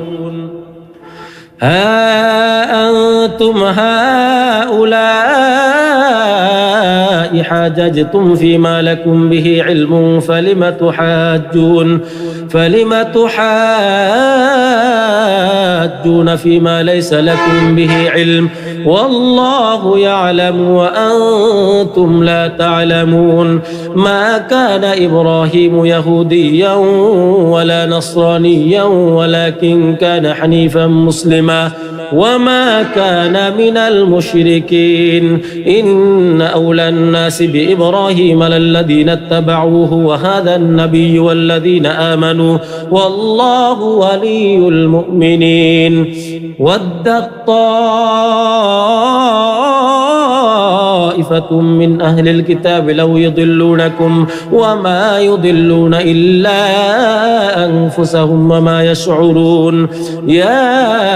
أهل الكتاب لم تكفرون بآيات الله وأنتم تشهدون يا أهل الكتاب لم تلبسون الحق بالباطل وتكتمون الحق وأنتم تعلمون وقالت طائفة من أهل الكتاب آمنوا بالذي أنزل على الذين آمنوا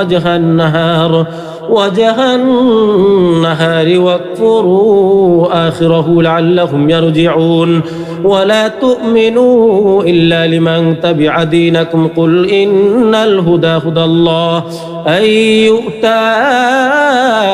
أحد مثل ما أوتيتم أو يحاجوكم عند ربكم قل إن الفضل بيد الله يؤتيه من يشاء والله واسع عليم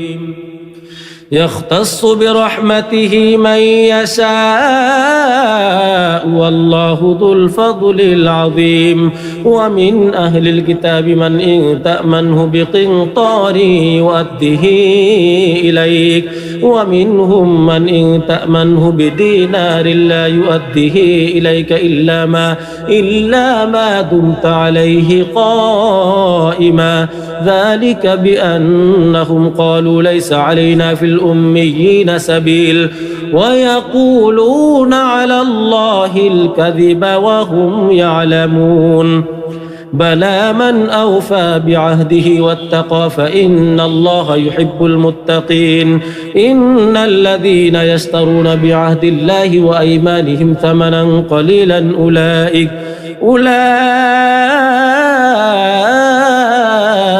لا خلاق لهم في الآخرة ولا يكلمهم الله ولا ينظر إليهم يوم القيامة ولا يزكيهم ولهم عذاب أليم وإن منهم لفريقا يلوون ألسنتهم بالكتاب لتحسبوه من الكتاب وما هو من الكتاب ويقولون هو من عند الله وما هو من عند الله ويقولون على الله الكذب وهم يعلمون ما كان لبشر أن يؤتيه الله الكتاب والحكم والنبوة ثم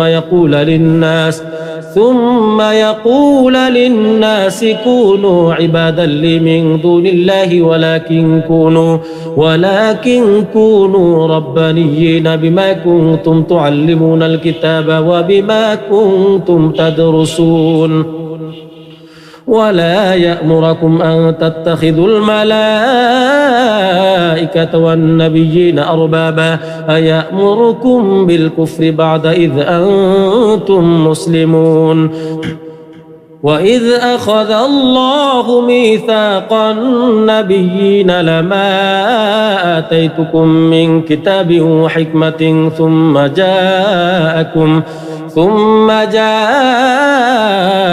رسول مصدق لما معكم لتؤمنن به ولتنصرنه قال أأقررتم وأخذتم على ذلكم إصري قالوا أقررنا قال فاشهدوا وأنا معكم من الشاهدين فمن تولى بعد ذلك فأولئك أولئك هم الفاسقون أفغير دين الله يبغون وله أسلم من في السماوات والأرض طوعا وكرها وإليه يرجعون قل آمنا بالله وما أنزل علينا وما أنزل على إبراهيم وإسماعيل وإسحاق ويعقوب والأسباط وما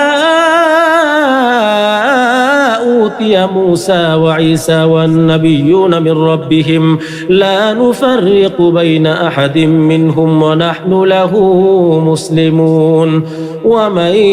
يبتغ غير الإسلام دينا فلن يقبل منه وهو في الآخرة من الخاسرين كيف يهدي الله قوما كفروا بعد إيمانهم وشهدوا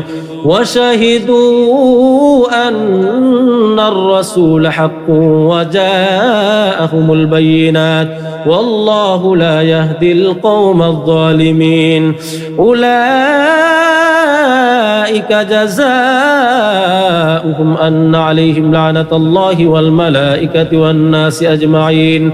خالدين فيها لا يخفف عنهم العذاب ولا هم ينظرون إلا الذين تابوا من بعد ذلك وأصلحوا فإن الله غفور رحيم إن الذين كفروا بعد إيمانهم ثم ازدادوا كفرا لن تقبل توبتهم وأولئك هم الضالون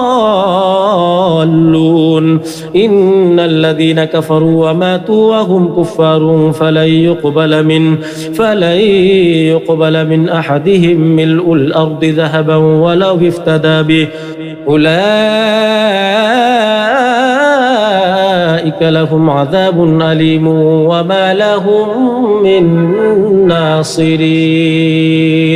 تلك الرسل فضلنا بعضهم على بعض منهم من كلم الله ورفع بعضهم درجات وآتينا عيسى ابن مريم البينات وأيدناه بروح القدس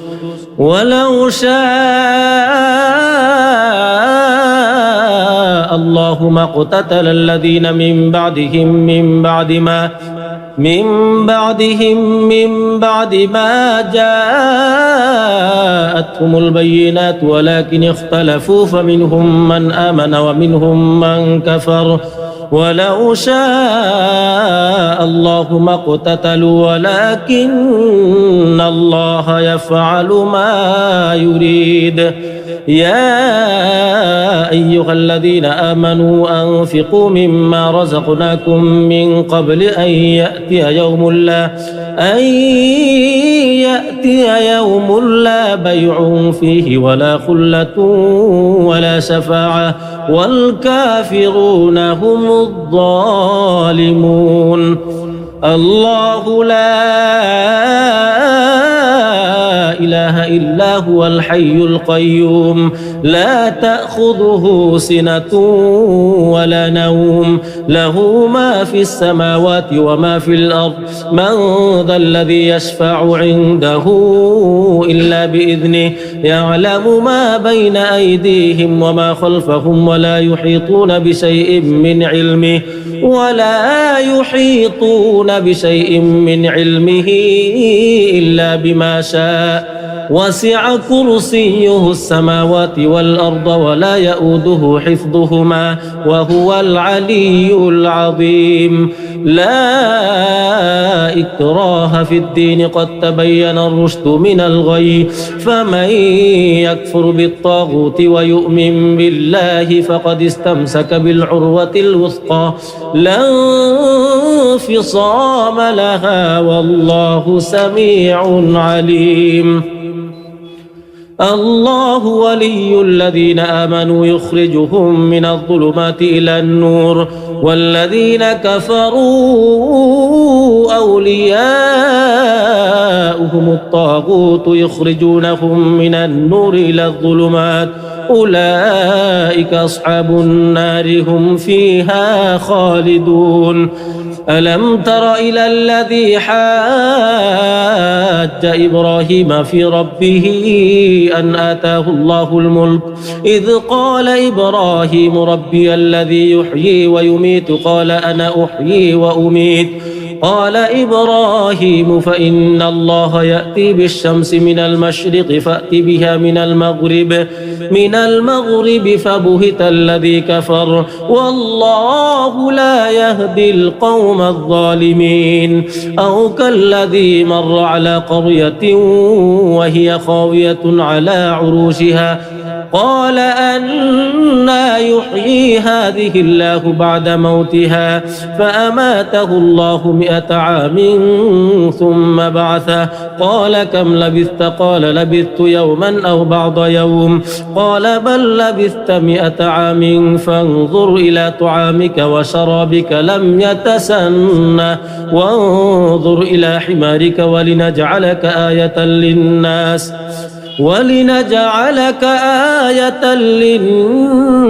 وانظر إلى العظام كيف ننشزها ثم نكسوها لحما فلما تبين له قال أعلم أن الله على كل شيء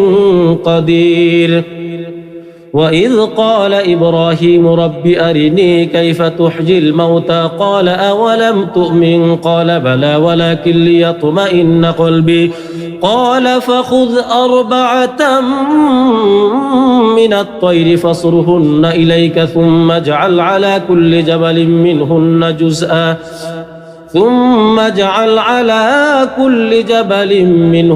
جزءا ثم ادعهن يأتينك سعيا واعلم أن الله عزيز حكيم مثل الذين ينفقون أموالهم في سبيل الله كمثل حبة أنبتت 7 سنابل في كل سنبلة 100 حبة والله يضاعف لمن يشاء والله واسع عليم الذين ينفقون أموالهم في سبيل الله ثم لا يتبعون ما أنفقوا منا ولا أذى لهم أجرهم عند ربهم ولا خوف عليهم ولا هم يحزنون قول معروف ومغفرة خير من صدقة يتبعها أذى والله غني حليم يا أيها الذين آمنوا لا تبطلوا صدقاتكم بالمن والأذى كالذي ينفق ماله رئاء الناس ولا يؤمن بالله واليوم الآخر فمثله كمثل صفوان عليه تراب فأصابه وابل فتركه صلدا لا يقدرون على شيء مما كسبوا والله لا يهدي القوم الكافرين ومثل الذين ينفقون أموالهم ابتغاء مرضات الله وتثبيتا من أنفسهم كمثل جنة بربوة أصابها وابل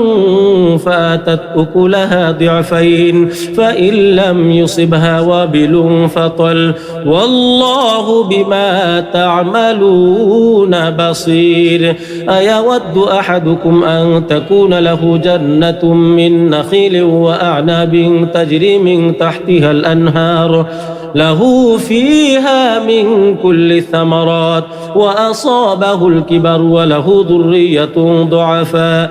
فأصابها إعصار فيه نار فاحترقت كذلك يبين الله لكم الآيات لعلكم تتفكرون يا أيها الذين آمنوا أنفقوا من طيبات ما كسبتم ومما أخرجنا لكم من الأرض ولا تيمموا الخبيث منه تنفقون ولستم بآخذيه إلا أن تغمضوا فيه واعلموا أن الله غني حميد الشيطان يعدكم الفقر ويأمركم بالفحشاء والله يعدكم مغفرة منه وفضلا والله واسع عليم يؤتي الحكمة من يشاء ومن يؤت الحكمة فقد أوتي خيرا كثيرا وما يذكر إلا أولو الألباب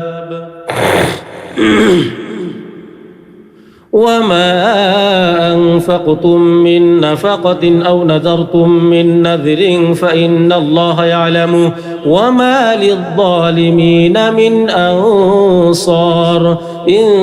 تبدوا الصدقات فنعما هي وإن تخفوها وتؤتوها الفقراء فهو خير لكم ويكفر عنكم من سيئاتكم والله بما تعملون خبير ليس عليك هداهم ولكن الله يهدي من يشاء وما تنفقوا من خير فلأنفسكم وما تنفقون إلا ابتغاء وجه الله وما تنفقوا من خير يوفى إليكم وأنتم لا تظلمون للفقراء الذين أحصروا في سبيل الله لا يستطيعون ضربا في الأرض يحسبهم الجاهل أغنياء من التعفف تعرفهم بسيماهم لا يسألون الناس إلحافا وما تنفقوا من خير فإن الله به عليم الذين ينفقون أموالهم بالليل والنهار سرا وعلانية فلهم أجرهم عند ربهم ولا خوف عليهم ولا هم يحزنون الذين يأكلون الربا لا يقومون إلا كما يقوم الذي يتخبطه الشيطان من المس ذلك بأنهم قالوا إنما البيع مثل الربا وأحل الله البيع وحرم الربا فمن جاءه موعظة من ربه فانتهى فله ما سلف وأمره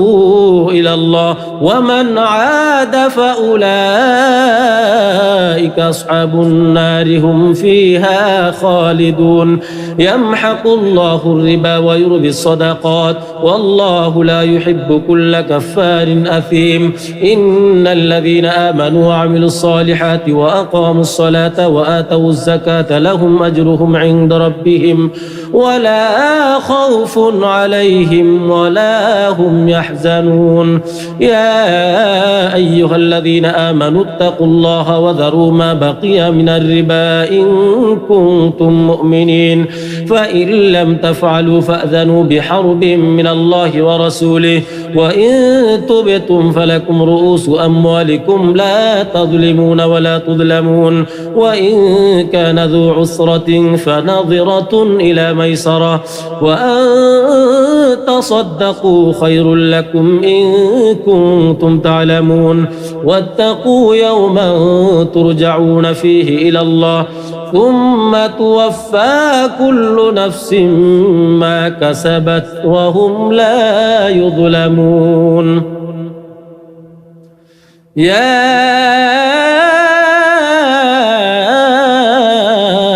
أيها الذين آمنوا إذا تداينتم بدين إلى أجل مسمى فاكتبوه وليكتب بينكم كاتب بالعدل ولا يأب كاتب أن يكتب كما علمه الله فليكتب وليملل الذي عليه الحق وليتق الله ربه ولا يبخس منه شيئا فإن كان الذي عليه الحق سفيها أو ضعيفا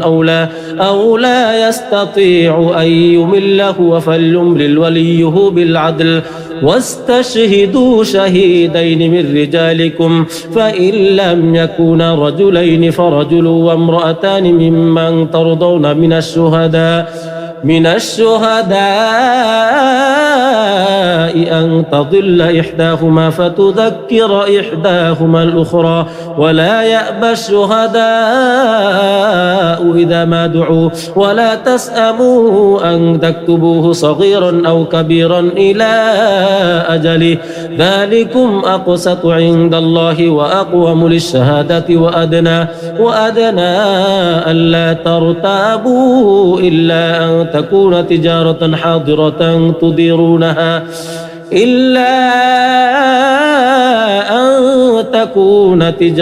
حاضرة تديرونها بينكم فليس عليكم جناح ألا تكتبوها وأشهدوا إذا تبايعتم ولا يضار كاتب ولا شهيد وإن تفعلوا فإنه فسوق بكم واتقوا الله ويعلمكم الله والله بكل شيء عليم. وإن كنتم على سفر ولم تجدوا كاتبا فرهان مقبوضة فإن أمن بعضكم بعضا فليؤدي الذي اؤتمن أمانته وليتق الله ربه ولا تكتم الشهادة ومن يكتمها فإنه آثم قلبه والله بما تعملون عليم. لله ما في السماوات وما في الأرض وإن تبدوا ما في أنفسكم أو تخفوه يحاسبكم به الله فيغفر لمن يشاء ويعذب من يشاء والله على كل شيء قدير. آمن الرسول بما أنزل إليه من ربه والمؤمنون كل آمن بالله وملائكته وكتبه ورسله لا نفرق بين أحد من رسله وقالوا سمعنا وأطعنا غفرانك ربنا وإليك المصير. لا يكلف الله نفسا إلا وسعها لها ما كسبت وعليها ما اكتسبت ربنا لا تؤاخذنا إن نسينا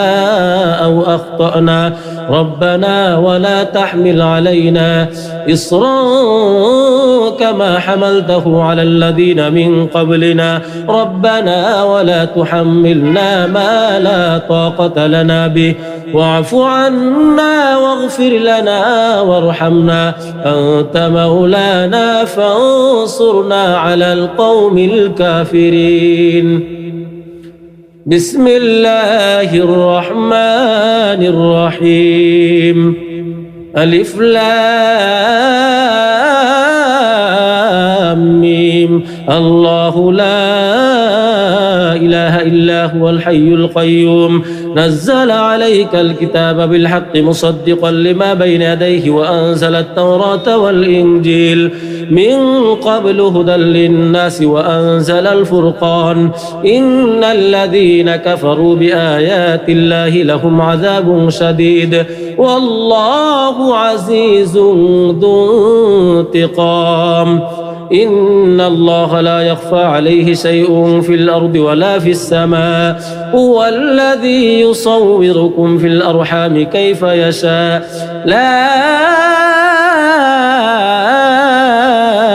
إله إلا هو العزيز الحكيم. هو الذي أنزل عليك الكتاب منه آيات محكمات هن أم الكتاب وأخر متشابهات فأما الذين في قلوبهم زيغ فيتبعون ما تشابه منه ابتغاء الفتنة وابتغاء تأويله وما يعلم تأويله إلا الله والراسخون في العلم يقولون آمنا به كل من عند ربنا وما يذكر إلا أولو الألباب ربنا لا تزغ قلوبنا بعد إذ هديتنا وهب لنا من لدنك رحمة إنك أنت الوهاب ربنا إنك جامع الناس ليوم لا ريب فيه إن الله لا يخلف الميعاد إن الذين كفروا لن تغني عنهم أموالهم ولا أولادهم من الله شيئا وأولئك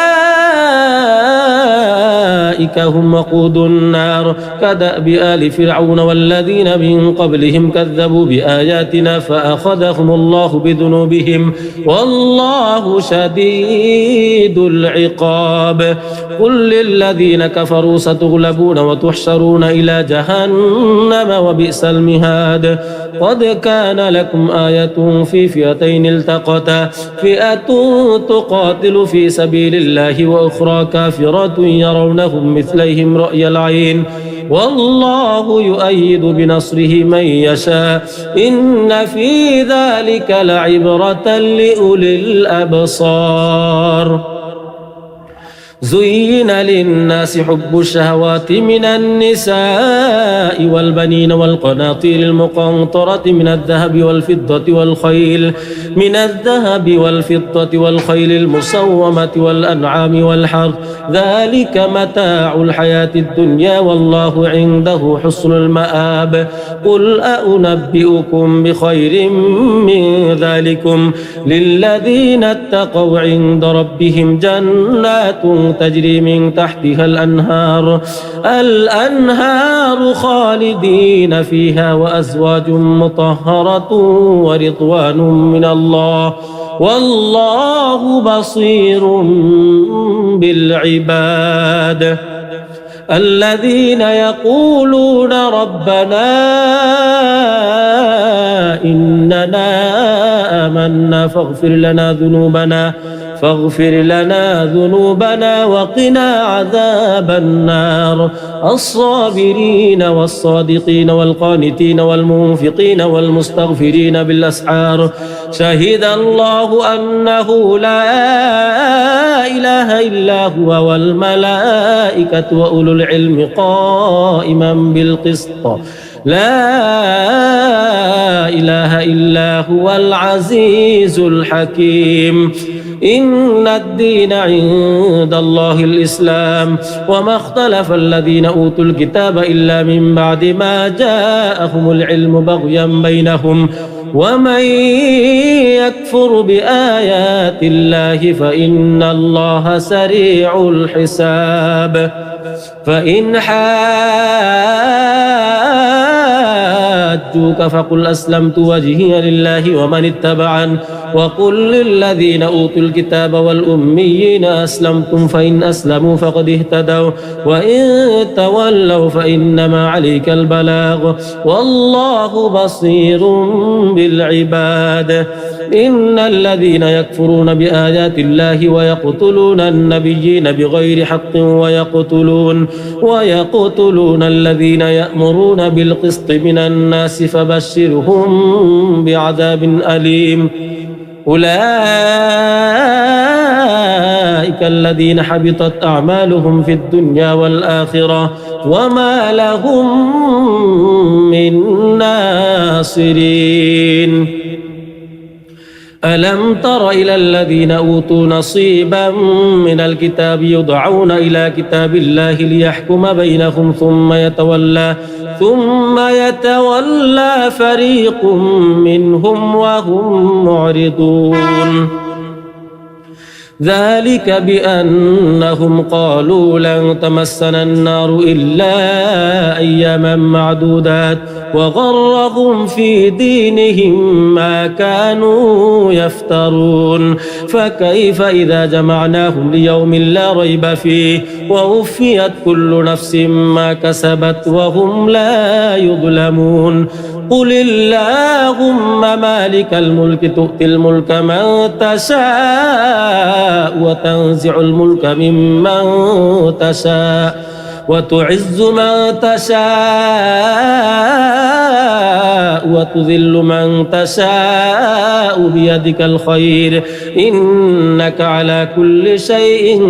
قدير تولج الليل في النهار وتولج النهار في الليل وتخرج الحي من الميت وتخرج الميت من الحي وترزق من تشاء بغير حساب لا يتخذ المؤمنون الكافرين أولياء من دون المؤمنين ومن يفعل ذلك فليس من الله في شيء إلا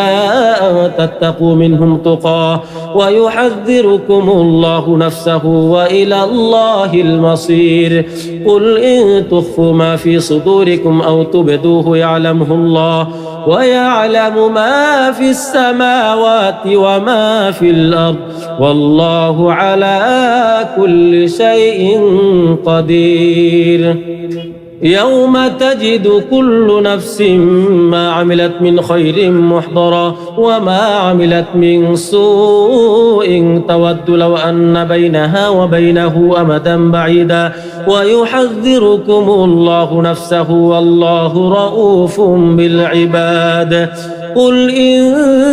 كنتم تحبون الله فاتبعوني يحببكم الله ويغفر لكم ذنوبكم والله غفور رحيم قل أطيعوا الله والرسول فإن تولوا فإن الله لا يحب الكافرين إن الله اصطفى آدم ونوحا وآل إبراهيم وآل عمران على العالمين ذرية بعضها من بعض والله سميع عليم إذ قالت امرأة عمران رب إني نذرت لك ما في بطني محررا فتقبل مني إنك أنت السميع العليم فلما وضعتها قالت رب إني وضعتها أنثى والله أعلم بما وضعت وليس الذكر كالأنثى وإني سميتها مريم وإني أعيذها بك وذريتها من الشيطان الرجيم فتقبلها ربها بقبول حسن وأنبتها نباتا حسنا وكفلها زكريا كلما دخل عليها زكريا المحراب وجد عندها رزقا قال يا مريم أنى لك هذا قالت هو من عند الله إن الله يرزق من يشاء بغير حساب هنالك دعا زكريا ربه قال رب هب لي من لدنك ذرية طيبة إنك سميع الدعاء فنادته الملائكة وهو قائم يصلي في المحراب أن الله يبشرك بيحيى مصدقا بكلمة من الله وسيدا وحصورا ونبيا من الصالحين قال رب أنى يكون لي غلام وقد بلغني الكبر وامرأتي عاقر قال كذلك الله يفعل ما يشاء قال رب اجعل لي آية قال آيتك ألا تكلم الناس 3 أيام إلا رمزا واذكر ربك كثيرا وسبح بالعشي والإبكار وإذ قالت الملائكة يا مريم إن الله اصطفاك وطهرك واصطفاك على نساء العالمين يا مريم اقنتي لربك واسجدي واركعي مع الراكعين ذلك من أنباء الغيب نوحيه إليك وما كنت لديهم إذ يلقون أقلامهم أيهم يكفل مريم وما كنت لديهم إذ يختصمون إذ قالت الملائكة يا مريم إن الله يبشرك بكلمة منه اسمه المسيح عيسى بن مريم وجيها في الدنيا والآخرة ومن المقربين ويكلم الناس في المهد وكهلا ومن الصالحين قالت رب أنى يكون لي ولد ولم يمسسني بشر قال كذلك الله يخلق ما يشاء إذا قضى أمرا فإنما يقول له كن فيكون ويعلمه الكتاب والحكمة والتوراة والإنجيل ورسولا إلى بني إسرائيل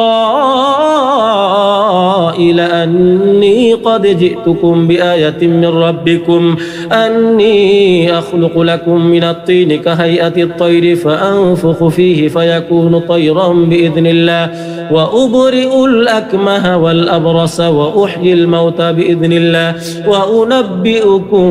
بما تأكلون وما تدخرون في بيوتكم إن في ذلك لآية لكم إن كنتم مؤمنين ومصدقا لما بين يدي من التوراة ولأحل لكم بعض الذي حرم عليكم وجئتكم بآية من ربكم فاتقوا الله